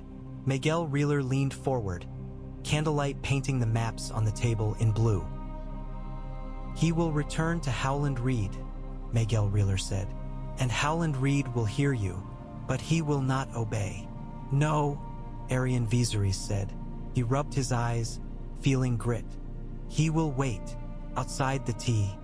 And tea, the raven croaked again, and Aerion Vezarys thought of the wall's ink and of cold creeping south. For the first time, he wondered whether his war with kings had been the easier war all along. Oldtown's bells did not stop ringing. They rang at dawn and at noon and again when the sun dipped behind clouds, as if sound could hold the city together. The people had begun to move through the streets like a tide, swelling and pulling back, swelling again with every new rumor. "Stone melts," they whispered. "Kings burned in their crowns. Dragons so many the sky went dark." Lord Uther Hightower stood on a balcony beneath the shadow of his tower and looked down on the city he had always thought he owned. From above, Oldtown was a living thing, roofs packed close as scales, the honey wine cutting through like a dark vein. Now that living thing convulsed. Smoke from 100 hearths mixed with incense from the septs, a gray haze that made even daylight feel sickly. Beside him, Maester Ryben held a bundle of parchment, knuckles white. "The raven from the Reach confirms it," Maester Ryben said. "King Garthgardner is dead." The Gardener line. Lord Uther Hightower raised a hand. He could not stomach the rest. The Reach was the green heart of the south, and if even it had been turned to ash, then no wall of stone in Oldtown was enough. Below, the starry September steps were crowded. High Septon Maladon stood in white robes, crystal crown catching what little sun broke through. His arms were raised, the seven-pointed star held high. The crowd answered him with shouts that sounded like prayer and riot at once. "They are abominations," High Septon Maladon cried, voice carrying over the square. "They come with fire and chains. They would take your sons as hostages and your daughters as spoils. They would silence the seven and turn the citadel into a kennel for heathen sorcery." The crowd roared. Men waved torches. Women clutched children tighter. A boy held up a crude wooden star, his face streaked with soot. Someone shouted that the Hightowers would sell them all. Someone else shouted that if the Hightowers did not fight, the people would. Lord Uther Hightower's jaw clenched. His pride had always been tempered by calculation, but now calculation felt like cowardice in the face of his people's eyes. And yet, he saw, too, the black sail far out in the harbor mist, a sliver of darkness against gray water. Valyrian ships were there, anchored beyond the river mouth, not attacking, only watching, like wolves outside a pen. A guard stepped onto the balcony, breathless. "My lord," the guard said, "a messenger from the citadel." "The Conclave." "Not the Conclave," Lord Uther Hightower snapped, and the anger surprised even him. "The citadel." The guard swallowed.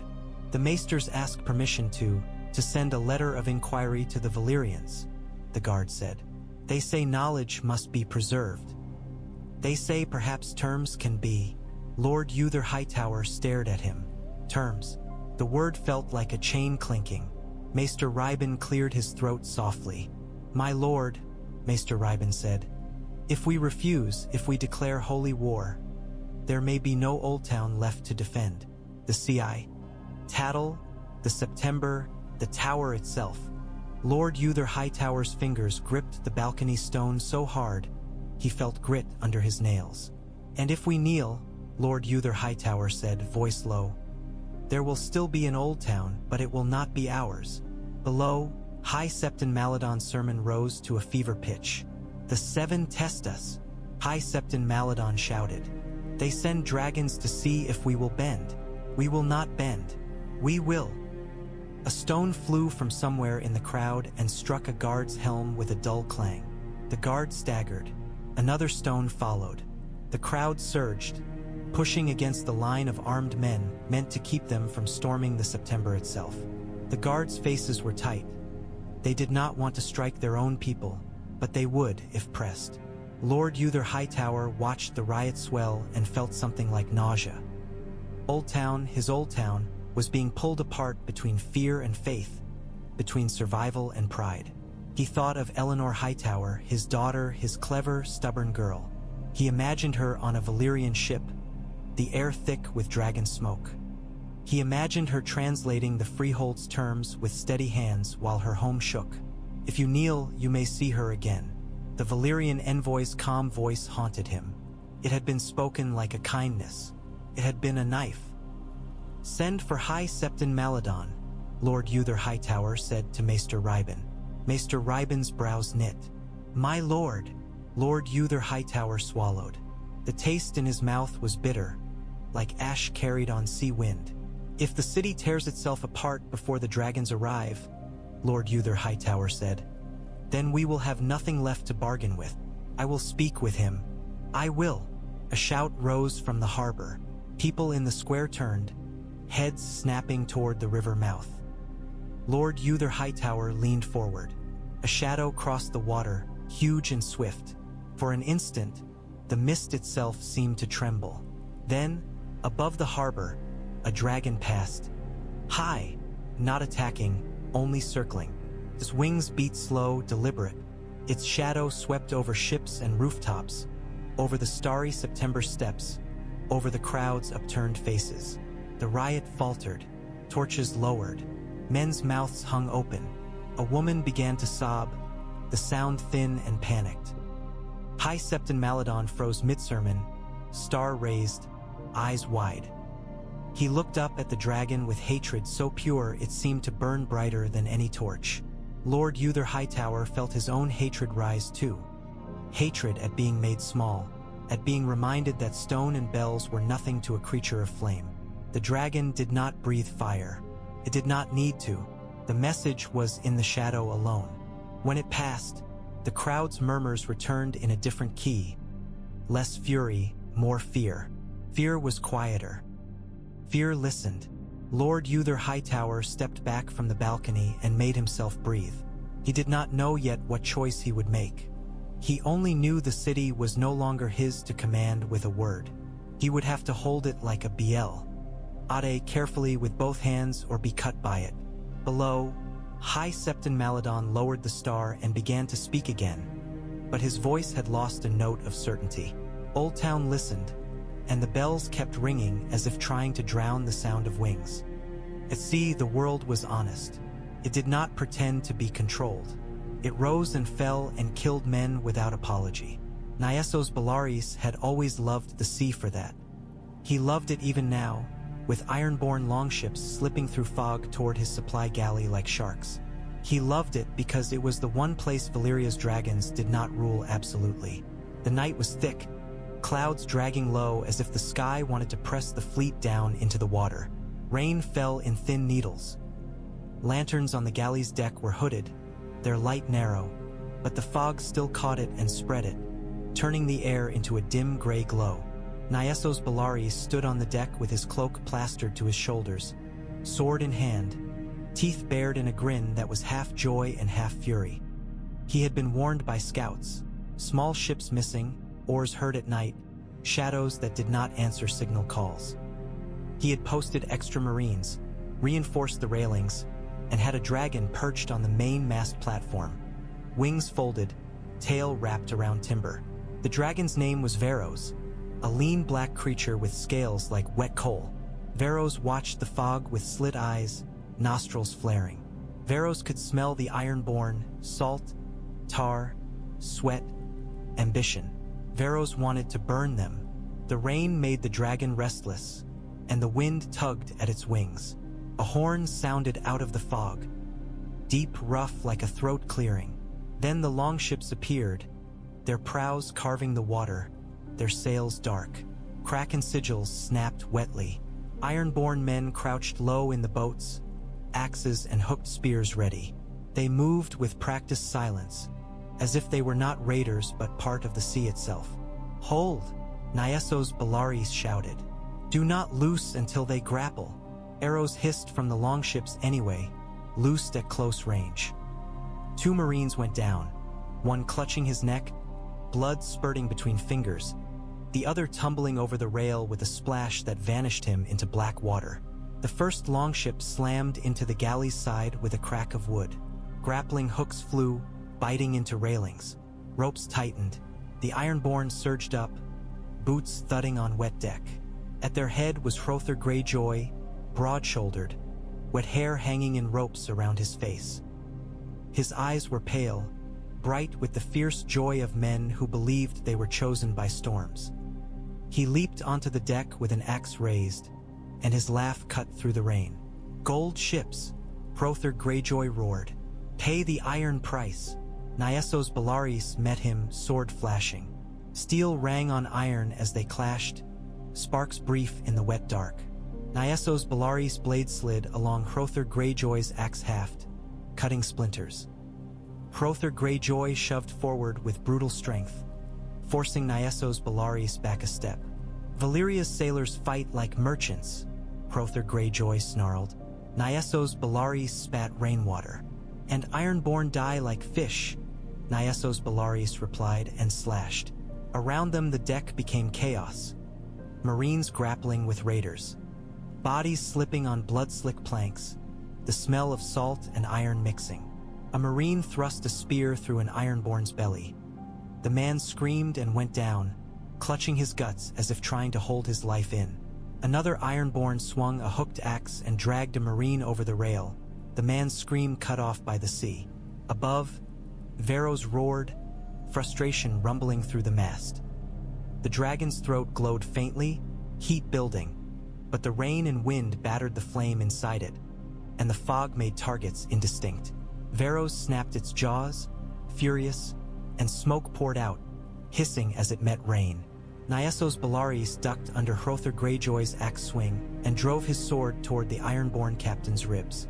Hrothgar Greyjoy twisted, the blade scraping along leather, cutting shallow. Hrothgar Greyjoy grinned, teeth white in the dark. "You think that makes you safe?" Hrothgar Greyjoy said, breath hot, close. "You brought a dragon to guard grain." Nyesos Bellaris shoved him back. "I think it makes you dead," Nyesos Bellaris said, and shouted upward in Valyrian. "Varos, burn!" Varos' head jerked, eyes locking on movement. The dragon inhaled, chest expanding, and for a heartbeat Nyesos Bellaris felt triumph. Then a gust of wind slammed into the mast platform, rain driven sideways. Varos' flame sputtered out in a burst of steam and smoke. The fire choked before it could become a breath. The Ironborn laughed as if the sea itself had answered for them. Hrothgar Greyjoy used the moment. He swung his axe at Nyesos Bellaris' shoulder. Nyesos Bellaris caught it on his sword, the impact jolting his arm numb. Another Ironborn rushed in, dagger aimed for Nyesos Bellaris' ribs. Nyesos Bellaris kicked out, boot connecting with the man's knee. Bone cracked. The raider fell with a howl. Nyesos Bellaris turned and slammed his sword pommel into Hrothgar Greyjoy's face. Blood spurted from the Ironborn's nose, dark in the rain. Hrothgar Greyjoy staggered, snarling. On the far side of the deck, an Ironborn raider pried open a crate with an axe.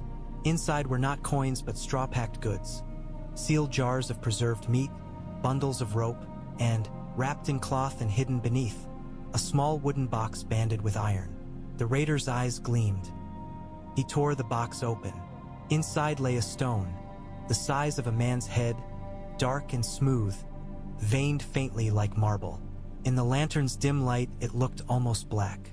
Then, as the raider's fingers brushed it, the stone caught a glimmer and showed a sheen, like a shell. An egg. The raider's breath hitched. "Captain!" he shouted. "Look!"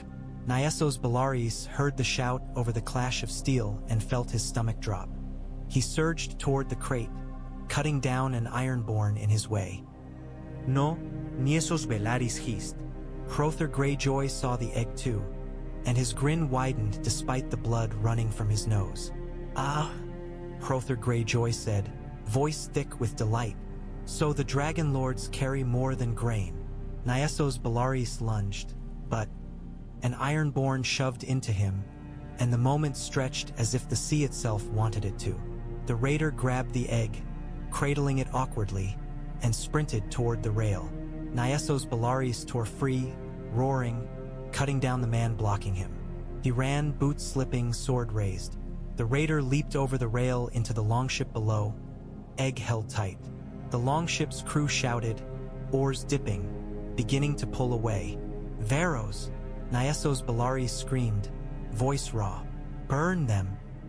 Varos roared again, wings half-spreading. The dragon's throat glowed brighter, heat building, and this time the fire caught, just enough. A ragged burst of flame shot out, not a smooth torrent but a sputtering lash. It hit the edge of the longship's sail, igniting tarred cloth. Fire climbed quickly, hungry. Ironborn men screamed and hacked at burning rigging. The longship veered, oars losing rhythm. But the sea was wide, and fog was thick, and other longships were already retreating, slipping back into darkness with stolen goods and laughing curses.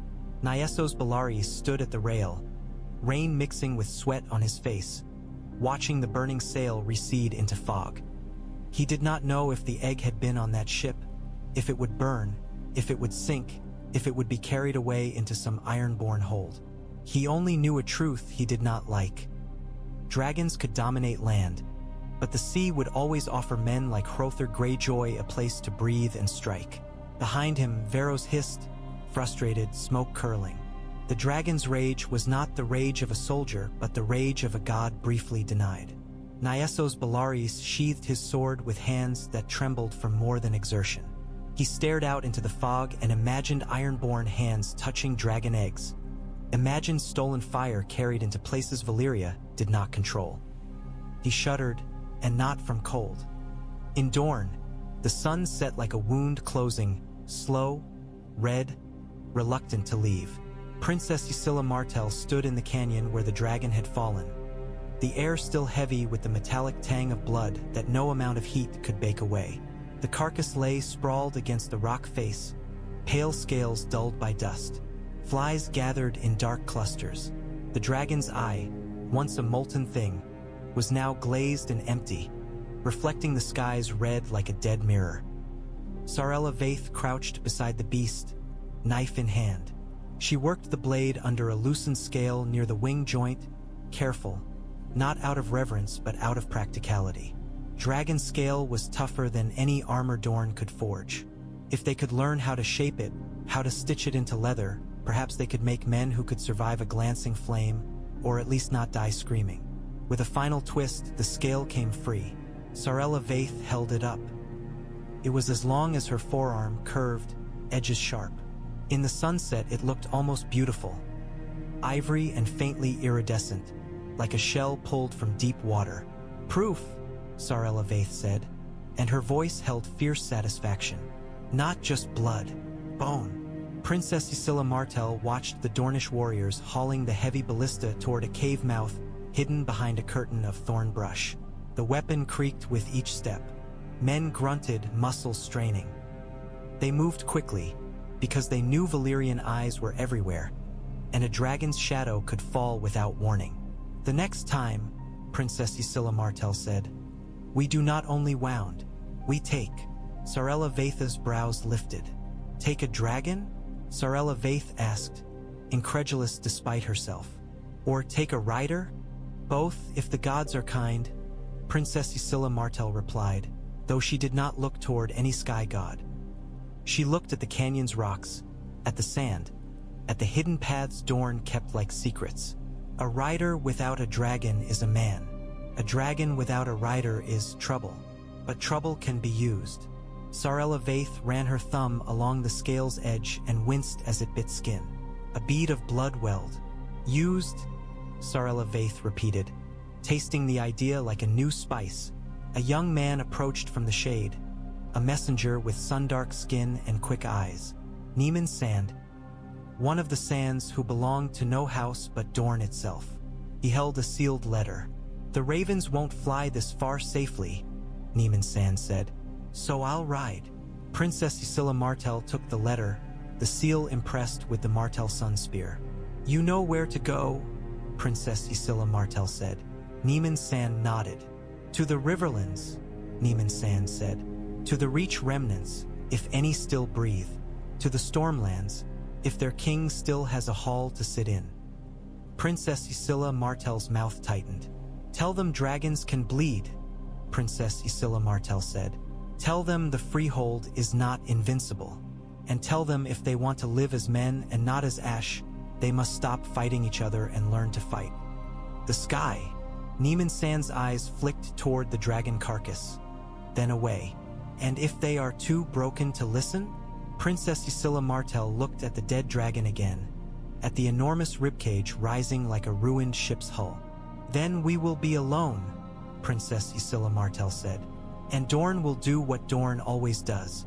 We will endure." Sarella Vaith rose, scale tucked under her arm. "Endure?" Sarella Vaith echoed, and there was humor in it, sharp and dark. "And make them pay." Neiman Sand swung up onto his horse, the animal restless in the heat. He tucked the letter into his tunic. For a moment he looked at Princess Ysilla Martell as if wanting to say something else, something more personal. A fear, a hope. Then he only nodded and turned his horse toward a narrow path that wound between rocks like a crack in the earth. As he rode away, Princess Ysilla Martell watched until he vanished. Then she turned back to the canyon and the work waiting. Hiding weapons, moving supplies, teaching men how to aim not at soldiers but at wings. Above the canyon, the sky darkened toward purple. The first stars appeared, cold and distant. Somewhere far away, a dragon roared, and the sound carried over the desert like a challenge. Princess Scylla Martell did not flinch. She laid a hand on the dead dragon's scale, feeling the cooling hardness, and whispered a vow not to gods but to sand and stone. "Come," she said softly, "bring your fire. Dorne will answer." Dragonstone did not like being kept waiting by weather or by men, but he tolerated both when they served him. His cabin was the finest on the ship. Walls paneled in dark wood brought from distant forests, carpets woven with Valyrian patterns that made the eyes slip if stared at too long. A brazier burned with scented resins, masking the salt damp seeping through the hull. Maps covered the table, Westeros sketched in confident lines, each river and road marked, each castle named with the careful precision of conquerors who meant to turn geography into ownership. Letters lay atop the maps, their seals unbroken. Some bore the conclave's mark, others bore the sigils of houses already bending. Dragonstone picked one up, turned it between fingers heavy with rings, and smiled faintly. Across from him, Citherys Nerealer worked in silence. The blood mage's face was half hidden by the hood of a dark robe. Only his hands were visible, long-fingered, stained. He held a thin knife and drew a line across his own palm without hesitation. Blood welled, bright in candlelight. He let it drip into a silver bowl and began to trace a sigil along the rim, whispering words that made the air in the cabin tighten. Dragonstone watched with the calm interest of a man watching a craftsman sharpen a tool. "Can you see him?" Dragonstone asked. Citherys Nerealer's voice was low, rasping, as if his throat had been scarred by old rituals. "I can taste his path," Citherys Nerealer said. "Aerion Vezarys carries ash in his breath. He has been near Weirwood. The old magic clings." Dragonstone's smile widened. "Old magic?" Dragonstone murmured, amused. "As if Westeros mud can stain Valyrian blood." Citherys Nerealer did not respond. His eyes were fixed on the blood bowl, on the way the liquid seemed to darken and then lighten as if stirred by invisible currents. The candle flames flickered, and for a moment Dragonstone thought he saw a second light, blue, cold. He glanced to the corner of the cabin where a glass candle sat, unlit, its surface glossy. He had taken it from Miguel Reeler's stores without her permission, borrowed, he told himself, as if the word could soften theft. It did not burn for him, but he did not need it to burn. He needed it to be near like a threat. "Show me," Dragonstone said. Citherys Nerealer lifted his blood-wet fingers and touched the surface of the bowl. The blood shivered. Then, within the liquid, an image formed. Not clear as a mirror, but enough. A foggy ruin, a dragon crouched, a man in black armor standing with a woman holding a blue flame. Aerion Vezarys, Miguel Reeler. Dragonstone's fingers tightened on the letter in his hand. "He looks tired," Dragonstone observed lightly. "Tired men make mistakes."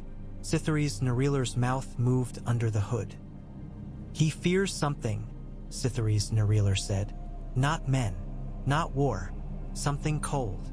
Dragonstone leaned forward, interest sharpening. "The wall," Dragonstone. Ryan said. "The dead men in a raven's tail." Citherys Nerealer's fingers traced another line. The image in the blood bowl rippled, blurred, and for a heartbeat Dragonstone saw something else. White, vast, a wall rising into green-lit sky. He felt the hair on his arms lift, not from fear but from the discomfort of seeing something that did not belong in his world. Then the image snapped back to Aerion Vezarys' camp. Dragonstone exhaled, slow. "If Aerion Vezarys runs north chasing ghosts," Dragonstone said, "then someone must hold the south." Citherys Nerealer's head tilted. "Someone," Citherys Nerealer repeated, as if tasting the word. Dragonstone's gaze drifted to the padded chest at the cabin's side. The lid was open just enough to reveal a dark sheen. An egg, smooth and heavy, stolen from a supply shipment meant for Dragonstone. Nyeso's Bellaris' worry about ironborn hands touching eggs had reached Dragonstone already. carried by frightened sailors and angry officers. Drazar Corian had not stolen this egg from Ironborn. He had stolen it from his own. Insurance, he told himself. A gift, perhaps, if he needed to bargain with the Conclave. Or a threat. A dragon egg was a promise of power, and promises could be traded. Thunder rumbled outside, deep. Lightning flashed through the porthole, turning the sea into a sheet of hammered silver for an instant. The ship creaked like a living thing in pain. Drazar Corian broke the seal on one of the Conclave letters and read quickly, eyes flicking over the words. His smile returned, pleased. They are restless, Drazar Corian said, looking up. They hear rumors of bog wars and ravens. They fear the conquest is slowing. They speak of alternatives. Cytheris Nerealer's fingers paused. Alternatives, Cytheris Nerealer said. Drazar Corian set the letter down and steepled his fingers. Valyria does not tolerate weakness, Drazar Corian said softly. If Aerion Vezarys hesitates, they will look for someone who does not.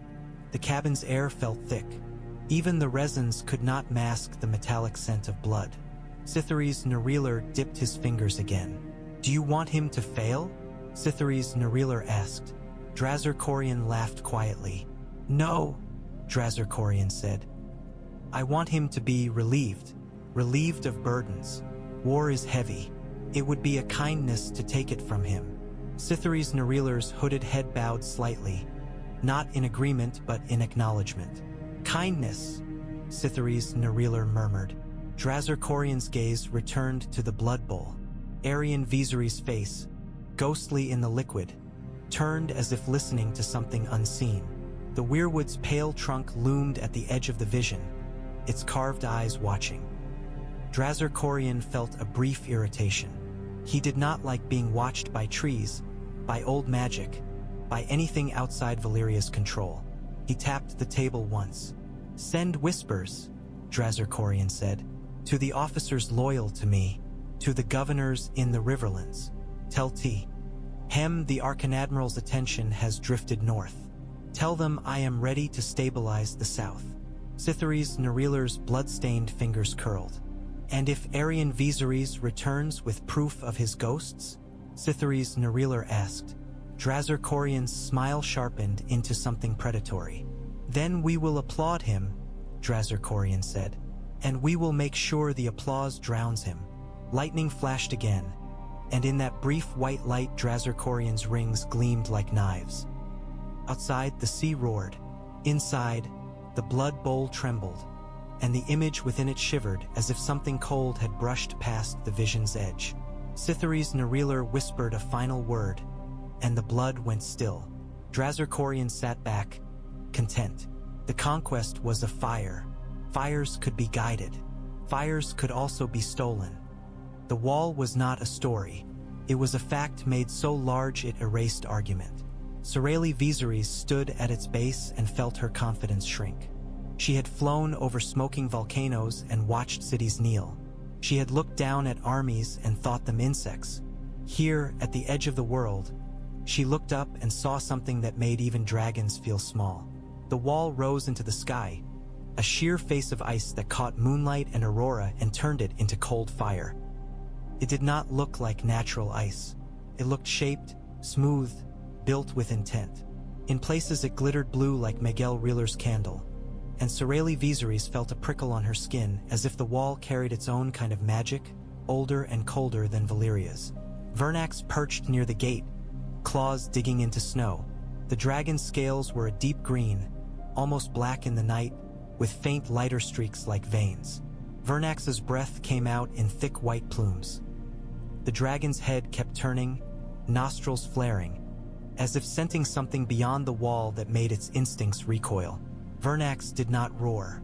Vernax was quiet, and the quiet was more unnerving than any roar. Aerion Vezarys wore fur over her armor, but the cold still bit through. It bit at her fingers, her cheeks, her lungs. Each inhale burned. She had thought cold was merely the absence of heat. Here, cold felt like a presence, a thing with teeth. Torches burned along the base of the wall, their flames small and brave. Black-cloaked men stood near them, Night's Watchmen, faces weathered, eyes wary. They watched Vernax with the kind of fear men carried when they looked at something that could end them without effort. A man stepped forward from among them. His beard was streaked with gray and rimed with frost. His eyes were dark, sharp. He wore no crown, only a black cloak clasped at the throat, but he carried himself like a commander. "Aeerion Vezarys," he said, the words in the common tongue rough but clear. "I am Lord Commander Torrhen Flint." Aeerion Vezarys had been told his name by the Raven's message. Seeing him now, she felt a strange respect. He did not kneel. He did not beg. He stood and met her gaze as if he had been looking at monsters his whole life and learned the habit of not flinching. "You sent for aid," Aeerion Vezarys said, her accent turning the common words sharp. Valyria heard. Torrhen Flint's mouth tightened. "I sent for anyone who can fight," Torrhen Flint said. "Valyria is not who I expected to answer." Aeerion Vezarys glanced toward the gate. A tunnel cut through ice, dark as a throat. "You expected your southern kings," Aeerion Vezarys said. Torrhen Flint's laugh was dry. "Southern kings don't believe in this," Torrhen Flint said. "They believe in their feasts and their wars and their pride. They think the wall is an old man's tale. They think we're thieves and rapers in black cloaks, hiding from justice. Let them think it. The dead don't care what they believe." The word dead fey. Heavy between them. Aeerion Vezarys stepped closer, boots crunching on snow. "Tell me," Aeerion Vezarys said, "what do you mean when you say the dead move?" Torrhen Flint looked past her, for a moment, at Vernax. "The dragon's eye glowed faintly in torchlight, a green ember." "I mean this," Torrhen Flint said, and gestured toward the dark beyond the gate. "Men die out there, then they get up again. Their eyes are wrong. Their skin is cold. They do not bleed like men. They do not stop until you cut them to pieces, and even then—" He hesitated, as if the memory tasted foul. "Even then they keep trying." Aeerion Vezarys felt the cold bite deeper. She had seen men die in fire. She had seen them turn to ash. But the thought of a man rising again, moving with no warmth, made her stomach tighten. "And what leads them?" Aeerion Vezarys asked. Torrhen Flint's gaze flicked upward, toward the aurora shimmering green and eerie. "Something," Torrhen Flint said. "We've seen shapes in the storms. We've found footprints that aren't human. We've heard horns in the night that make men piss themselves." He looked back at her. "We've lost rangers, good men. When their bodies came back, they weren't our men anymore." One of the black brothers behind him crossed himself in the old way. Another muttered a prayer. Aeerion Vezarys watched their fear and realized it was not the fear of battle, not the fear of losing. It was the fear of being unmade. She turned to Vernax and laid a hand on the dragon's neck. The scales were cold to the touch, colder than they should have been, and she felt Vernax shiver. Dragons were fire. They should not shiver.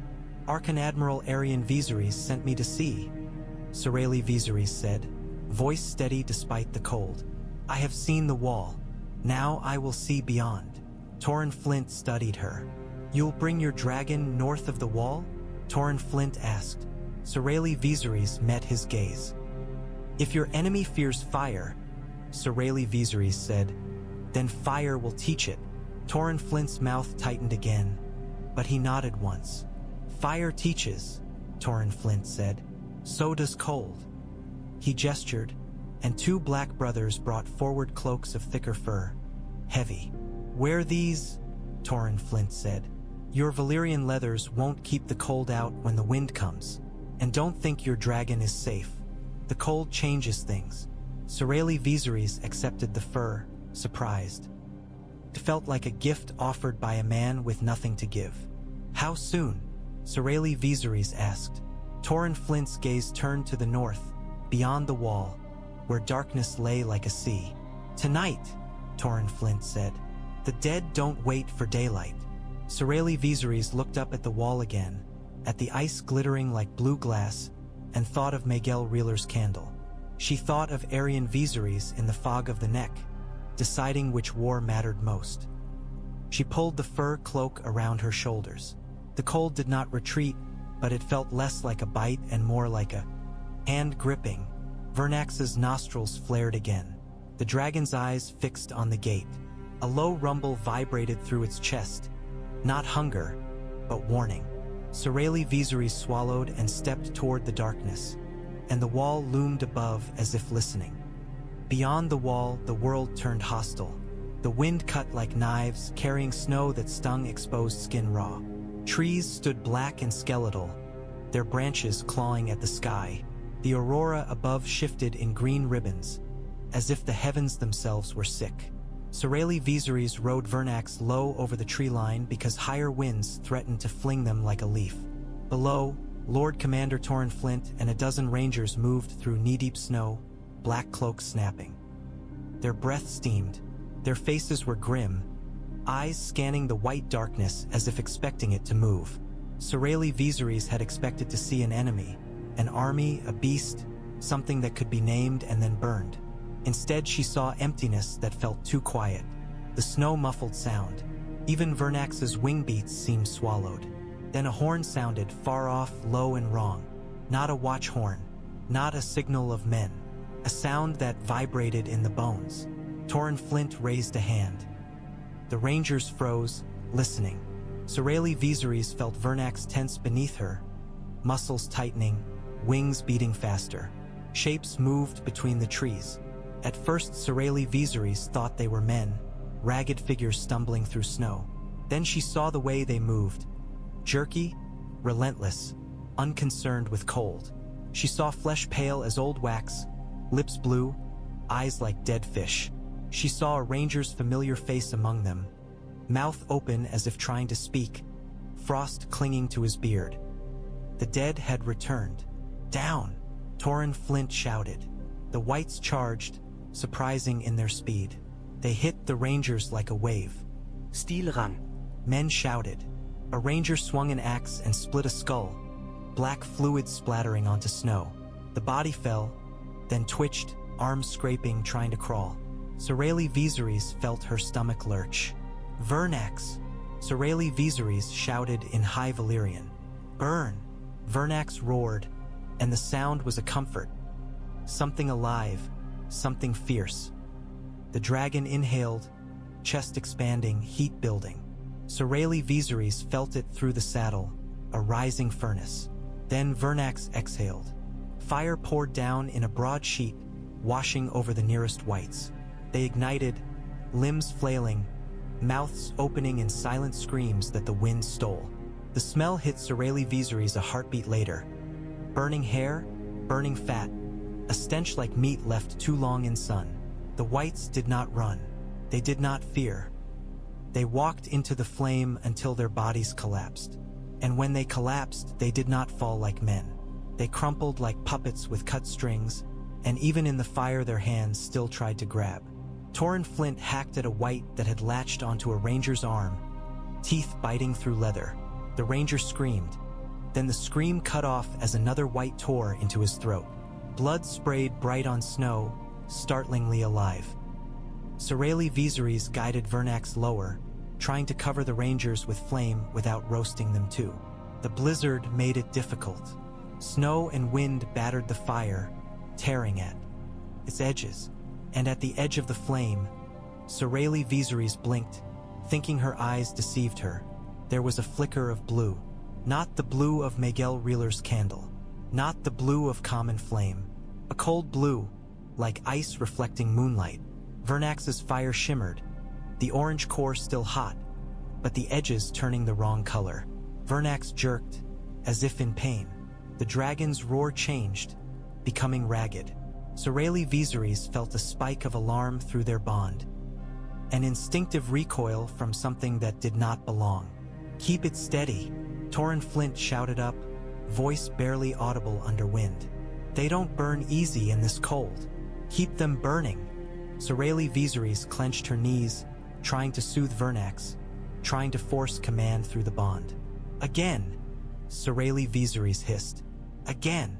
Below, a Valyrian soldier named Marin Vidar, part of the small escort Aeerion Vezarys had brought, slipped in the snow. A white grabbed his ankle, dragging him down. Meryn Vidar screamed, stabbing with his spear, but more hands reached, pale and cold, pulling him under. His scream turned to choking gurgle. Aegon Vezarys shouted, too late. Vernax's flame washed over the spot, and for a heartbeat she thought she had saved him. Then she saw Meryn Vidar's hand reach up through the fire, fingers blackening, still grasping. His body rolled out of the flames, smoking, eyes open. His eyes were no longer brown. They were blue, bright, glassy, reflecting the storm's green light. Meryn Vidar stood, jerky, his mouth opened. Frost steamed out, not breath but cold leaking. He turned toward the living with a hunger that had nothing to do with food. Aegon Vezarys felt terror seize her throat. She had burned men before. She had seen them die. She had never seen a man burn and then rise anyway. Torrhen Flint saw it too. He shouted an order, and a ranger swung an axe at Meryn Vidar's neck, severing it. The head fell into snow, mouth still moving soundlessly, eyes still blue. "Do not let them take your dead," Torrhen Flint bellowed. "Burn your fallen." Aegon Vezarys' stomach churned. "Burn your fallen." The words were a command and a sacrilege. In Valyria, dead were burned for cleanliness, for tradition, for the simple practicality of not feeding disease. Here, burning your fallen felt like the only way to keep them from becoming enemies. The whites kept coming, more shapes emerging between trees, some in ragged furs, some wearing pieces of old armor rimed with ice. Behind them, Aegon Vezarys' breath hitched. She saw taller figures, not close, half hidden by the storm. They stood still, watching. Their armor looked pale, reflective, as if made of ice. Their faces were indistinct, but Aegon Vezarys felt their attention like a weight. They did not rush into dragonfire. They did not need to. They watched, patient, as if waiting for something to fail. A cold wave rolled through the air, sudden and unnatural. The torches the rangers carried flickered and dimmed. Viwarin. Axe's flame sputtered again, edges flashing blue, and the dragon recoiled, flaring wings, losing altitude for a heartbeat. Aegon Vezarys clung to the saddle. Panic rose, sharp and bright. If Vernax fell here, if dragon and rider went down in snow beyond the wall, there would be no rescue. Only cold and teeth and blue eyes. "Back!" Torrhen Flint shouted. "Back to the wall!" The rangers began to retreat, fighting as they went. Aegon Vezarys urged Vernax upward, toward the direction of the wall's looming presence. Behind them, whites stumbled through fire and snow, relentless. And farther back, those pale figures remained still, watching through the storm as if the blizzard itself obeyed them. Aegon Vezarys glanced once over her shoulder. In the green-lit snow, a white lifted its head toward her, mouth opening. It made no sound she could hear, but Aegon Vezarys felt it anyway. Like a whisper pressed into her mind. She turned back, heart hammering, and rode for the wall with a dragon whose fire was beginning to betray it. Harrenhal steamed even weeks after it burned. The stone still held heat like a grudge. In the nights, when the air cooled, the cracks in the wall sighed, releasing warmth and the smell of old smoke. Aerion Vezarys had made the ruin into a headquarters not because it was comfortable, but because it was symbolic. Kings who came here could not pretend they had not seen what refusal meant. They walked through melted arches and blackened halls and understood, in their bones, that Valyria's fire changed the rules of the world. Now Aerion Vezarys stood over a map table in what had once been Harrenhal's great hall. The roof was gone. Rain fell through open stone ribs, hissing where it hit still warm rock. Torches burned in brackets along the walls, their light flickering over charred tapestries that had become nothing but black rags. Nyesos Bellaris had spread coastal charts across the table. Red ink marked missing ships. Small black kraken symbols crawled along the edges like parasites. "They are learning," Nyesos Bellaris said, voice tight. "Ironborn. They strike in fog and storms, where dragons can't see. They take grain, rope, anything that floats." And his eyes flicked briefly to Aerion Vezarys. And there is a rumor of an egg stolen. Aerion Vezarys' fingers tightened on the table's edge. He could feel the heat seeping up into his palms. A rumor, Aerion Vezarys repeated. Nyesos Belarys nodded, jaw clenched. A rumor, Nyesos Belarys said. But rumors become storms if ignored. Miguel Reeler stood opposite them, pale hair loose around her shoulders as if she had forgotten to braid it.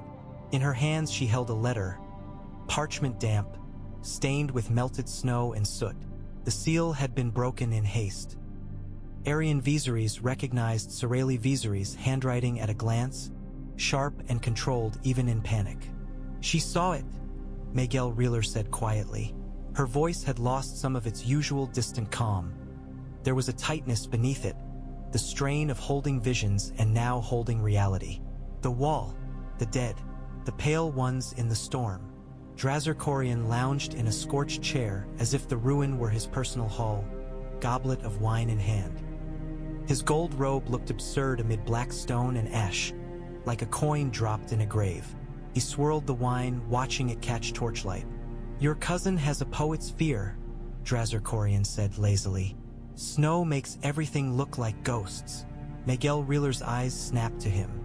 Her letter describes blue eyes in burned flesh, Miguel Reeler said.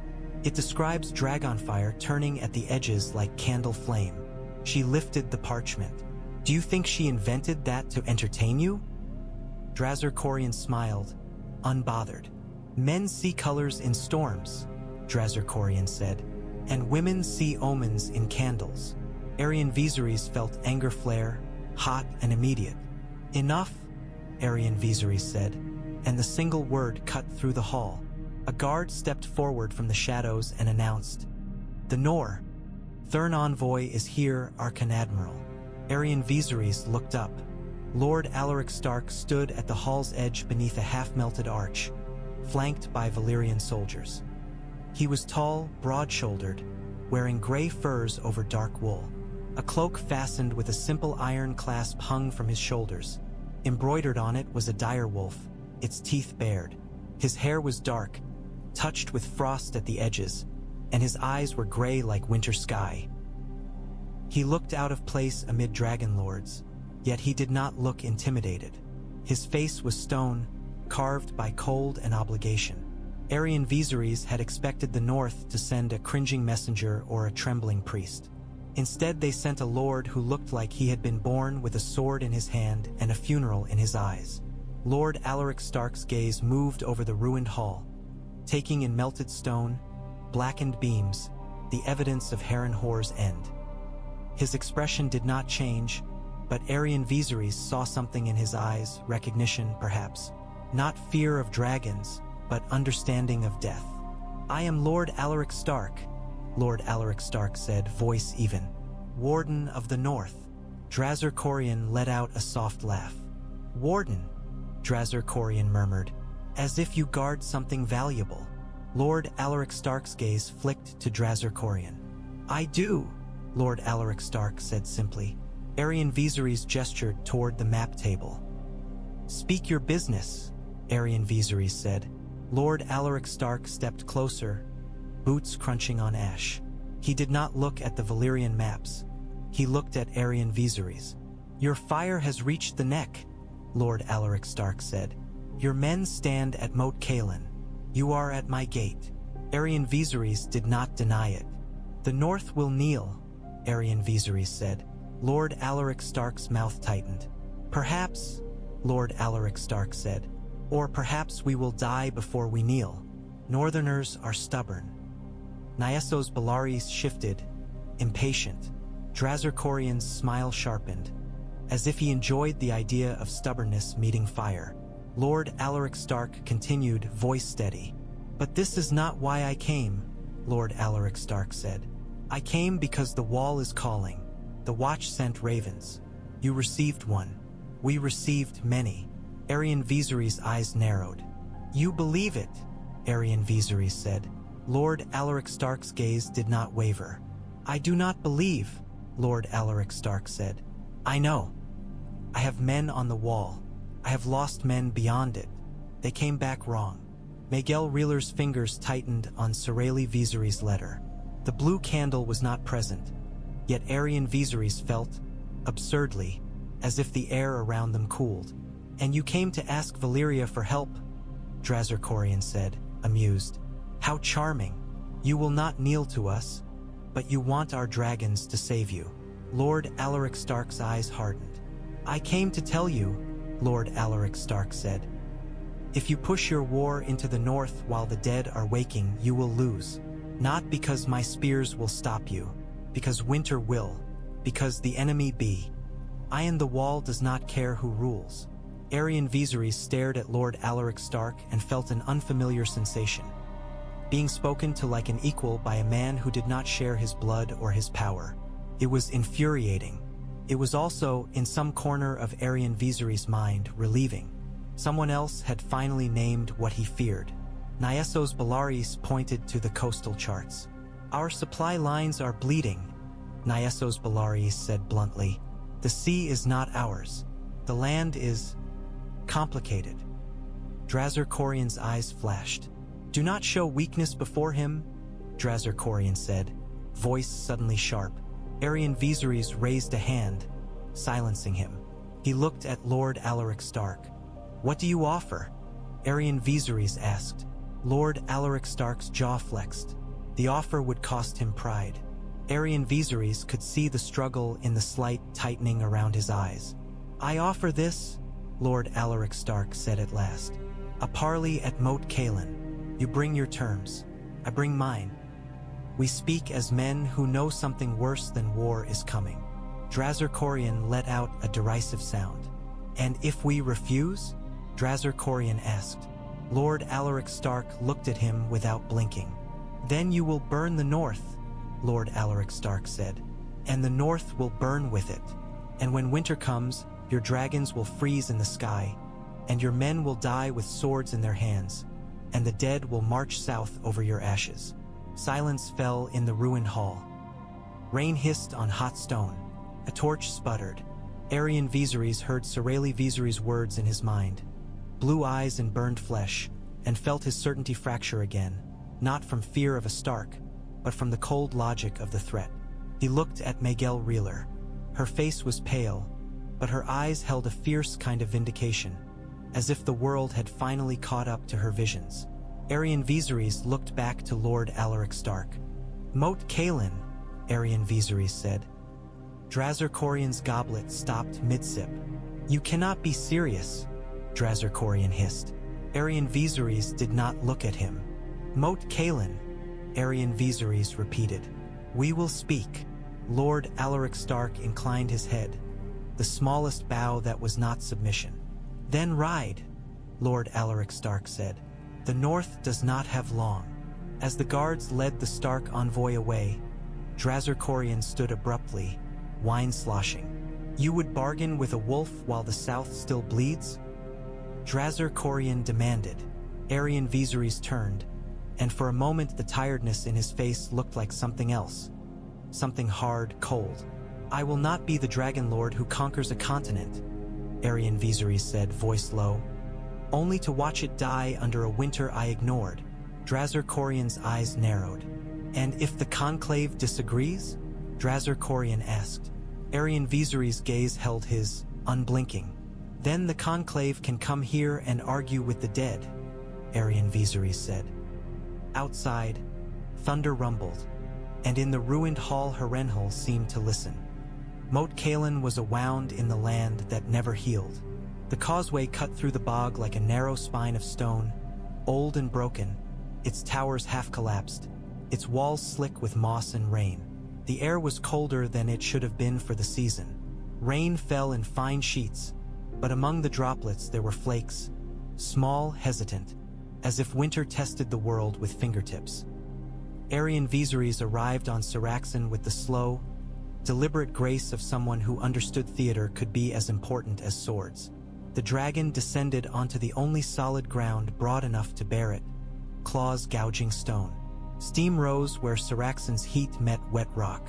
The dragon's wings half spread, not in flight but in display, a living banner that said, "This is what your spears cannot stop." Behind Aerion Vezarys, Valyrian legionaries formed a line, black armor gleaming wet. Their helms were crested, their spears steady. Their discipline was a wall of its own. Across the causeway, the north had gathered with far fewer men, but their presence felt heavy.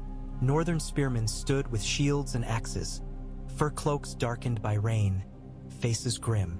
Their banners, direwolves and bears and strange old runes, hung heavy with water. They did not shout, they watched. Lord Alaric Stark stepped forward, boots splashing, cloak dripping. Howland Reed walked beside him, smaller, wirier, eyes sharp as a bird's. Aerion Vezarys felt a flicker of recognition. This was the man Joran Reed had spoken of, the one who waited. Miguel Reeler stood between the lines, holding her glass candle like a priest holding a relic. The blue flame burned steady despite wind and rain. Its light cast pale reflections on wet stone, making the ancient ruin look like something underwater. Drazar Corian lingered behind Aerion Vezarys, gold robe dulled by damp, but his posture still radiated a kind of arrogant ease. Aerion Vezarys could feel him watching every movement, every word, as if measuring how to use them later. Aerion Vezarys dismounted. Mud sucked at his boots. He stepped forward until he stood opposite Lord Alaric Stark, with the distance between them measured not in feet but in worlds. "You came," Aerion Vezarys said in the common tongue, the words clipped. "I said I would," Lord Alaric Stark replied.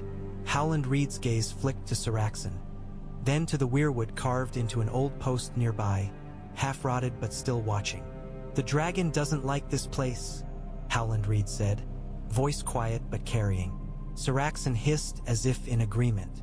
The dragon's head lowered slightly, nostrils flaring, tasting air. The cold made the smoke from its breath hang longer, thicker, like a warning that refused to dissipate. Aerion Vezarys ignored Howland Reed's comment, though it pricked at him. "These are Valyria's terms," Aerion Vezarys said and gestured. A scroll was brought forward, sealed black. Lord Alaric Stark did not reach for it. "Before terms," Lord Alaric Stark said, "you should he." "Ermine." Drazar Corian let out a soft laugh. "Always bargaining," Drazar Corian murmured. Lord Alaric Stark's gaze slid to him, and the cold in it could have frozen wine. "My term is simple," Lord Alaric Stark said. "If you want the north, you fight with us first." Aerion Vezarys' jaw tightened. "You presume much," Aerion Vezarys said. "I presume winter," Lord Alaric Stark said, voice flat. "And I presume death."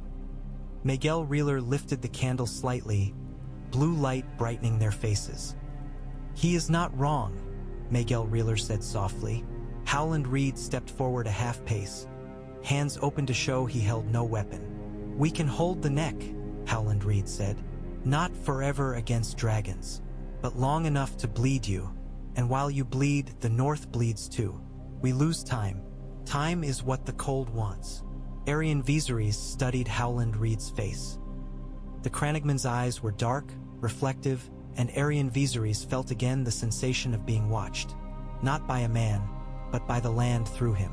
"What proof do you offer?" Aerion Vezarys asked, and he hated that he was asking. Proof should not be required of a conqueror. Conquerors demanded proof of submission, not proof of danger. Lord Alaric Stark reached into his cloak and pulled out a bundle wrapped in oilcloth. He tossed it onto the wet stone between them. The cloth fell open. A severed hand lay there, skin pale and stiff, fingers curled. The nails were black. Frost rimed the wrist. The hand looked like it had been cut from a corpse and then forgotten in snow. Aerion Vezarys' stomach tightened. The hand twitched. One finger scraped faintly against stone, a tiny sound that seemed too loud in the rain. Valyrian legionaries shifted, spears angling reflexively. Northern spearmen did not move. Their faces remained grim, as if this was simply confirmation of what they already carried in their bones. Miguel Reeler's breath caught. The candle's flame flared brighter, blue light washing over the twitching hand. Syraxen's head snapped toward it. The dragon's pupils narrowed. A low rumble rose in its chest, not hunger, but disgust. Drazer Corian's smile faltered for the first time.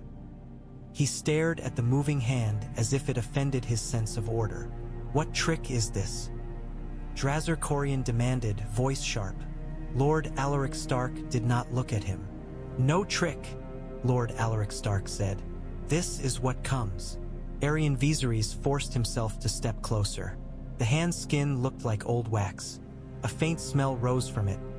Not rot, not yet, but something colder, like damp stone in deep winter. He had burned men to ash. He had seen bodies char and collapse. This hand had been dead, and yet it moved. Aerion Vezarys looked up at Lord Alaric Stark, and in the warden's gray eyes he saw no triumph, only exhaustion and urgency. "You want my dragons," Aerion Vezarys said slowly. "I want your fire," Lord Alaric Stark replied. "If fire can kill what cold wakes. If it can't—" He hesitated, then said, "It anyway. Then nothing south matters. Not your tribute, not our pride, not thrones." The rain thickened, and the flakes among it increased, soft at first, then more certain. Winter testing, winter arriving. Saraxon inhaled, and for a moment Aerion Vezarys expected the dragon to breathe flame and incinerate the dead hand, to prove control. The dragon's throat glowed faintly. The glow shifted. For the barest heartbeat, the light behind Saraxon's teeth was not orange. It was tinged blue at the edges, like the flame in Miguel Reeler's candle, like ice catching moonlight. Aerion Vezarys felt his blood turn cold. Saraxon snapped its jaws shut, hissing, as if ashamed or frightened. Smoke poured out, thick. Miguel Reeler's eyes widened, and her voice dropped to a whisper meant only for Aerion Vezarys. "The flame turns," Miguel Reeler murmured. "It's already touching us." A distant horn sounded through the fog then, long and low and wrong. Not a Crannogman warning, not a Valyrian signal. A sound that seemed to come from the land itself. A morning note that made men's hearts stumble. Northern spearmen stiffened. Howland Reed's head turned, listening. Lord Alaric Stark's face tightened, as if the horn confirmed his worst fear. Drazer Corian's hand drifted toward his belt, where a dagger hung. His eyes flicked, calculating, not only toward the north but toward Aerion Vezarys, as if measuring whether this moment of uncertainty could be turned into opportunity. Aerion Vezarys stood between dragons and winter, between conquest and something older. He looked at the twitching dead hand, then at Lord Alaric Stark's set jaw, then at Miguel Reeler's blue candle, then at Saraxon's uneasy eyes. He had come to Westeros to make men kneel. Now, with snow touching his armor and a horn echoing through fog, Aerion Vezarys realized the world might demand something else from him, something harder than conquest. He drew a slow breath and spoke, voice carrying across the wet stone. "Then we fight north," Aerion Vezarys said, "and afterward, we will see who kneels." The dead hand twitched again, as if applauding. Far off in the fog, the horn sounded a second time, and the snow began to fall in earnest.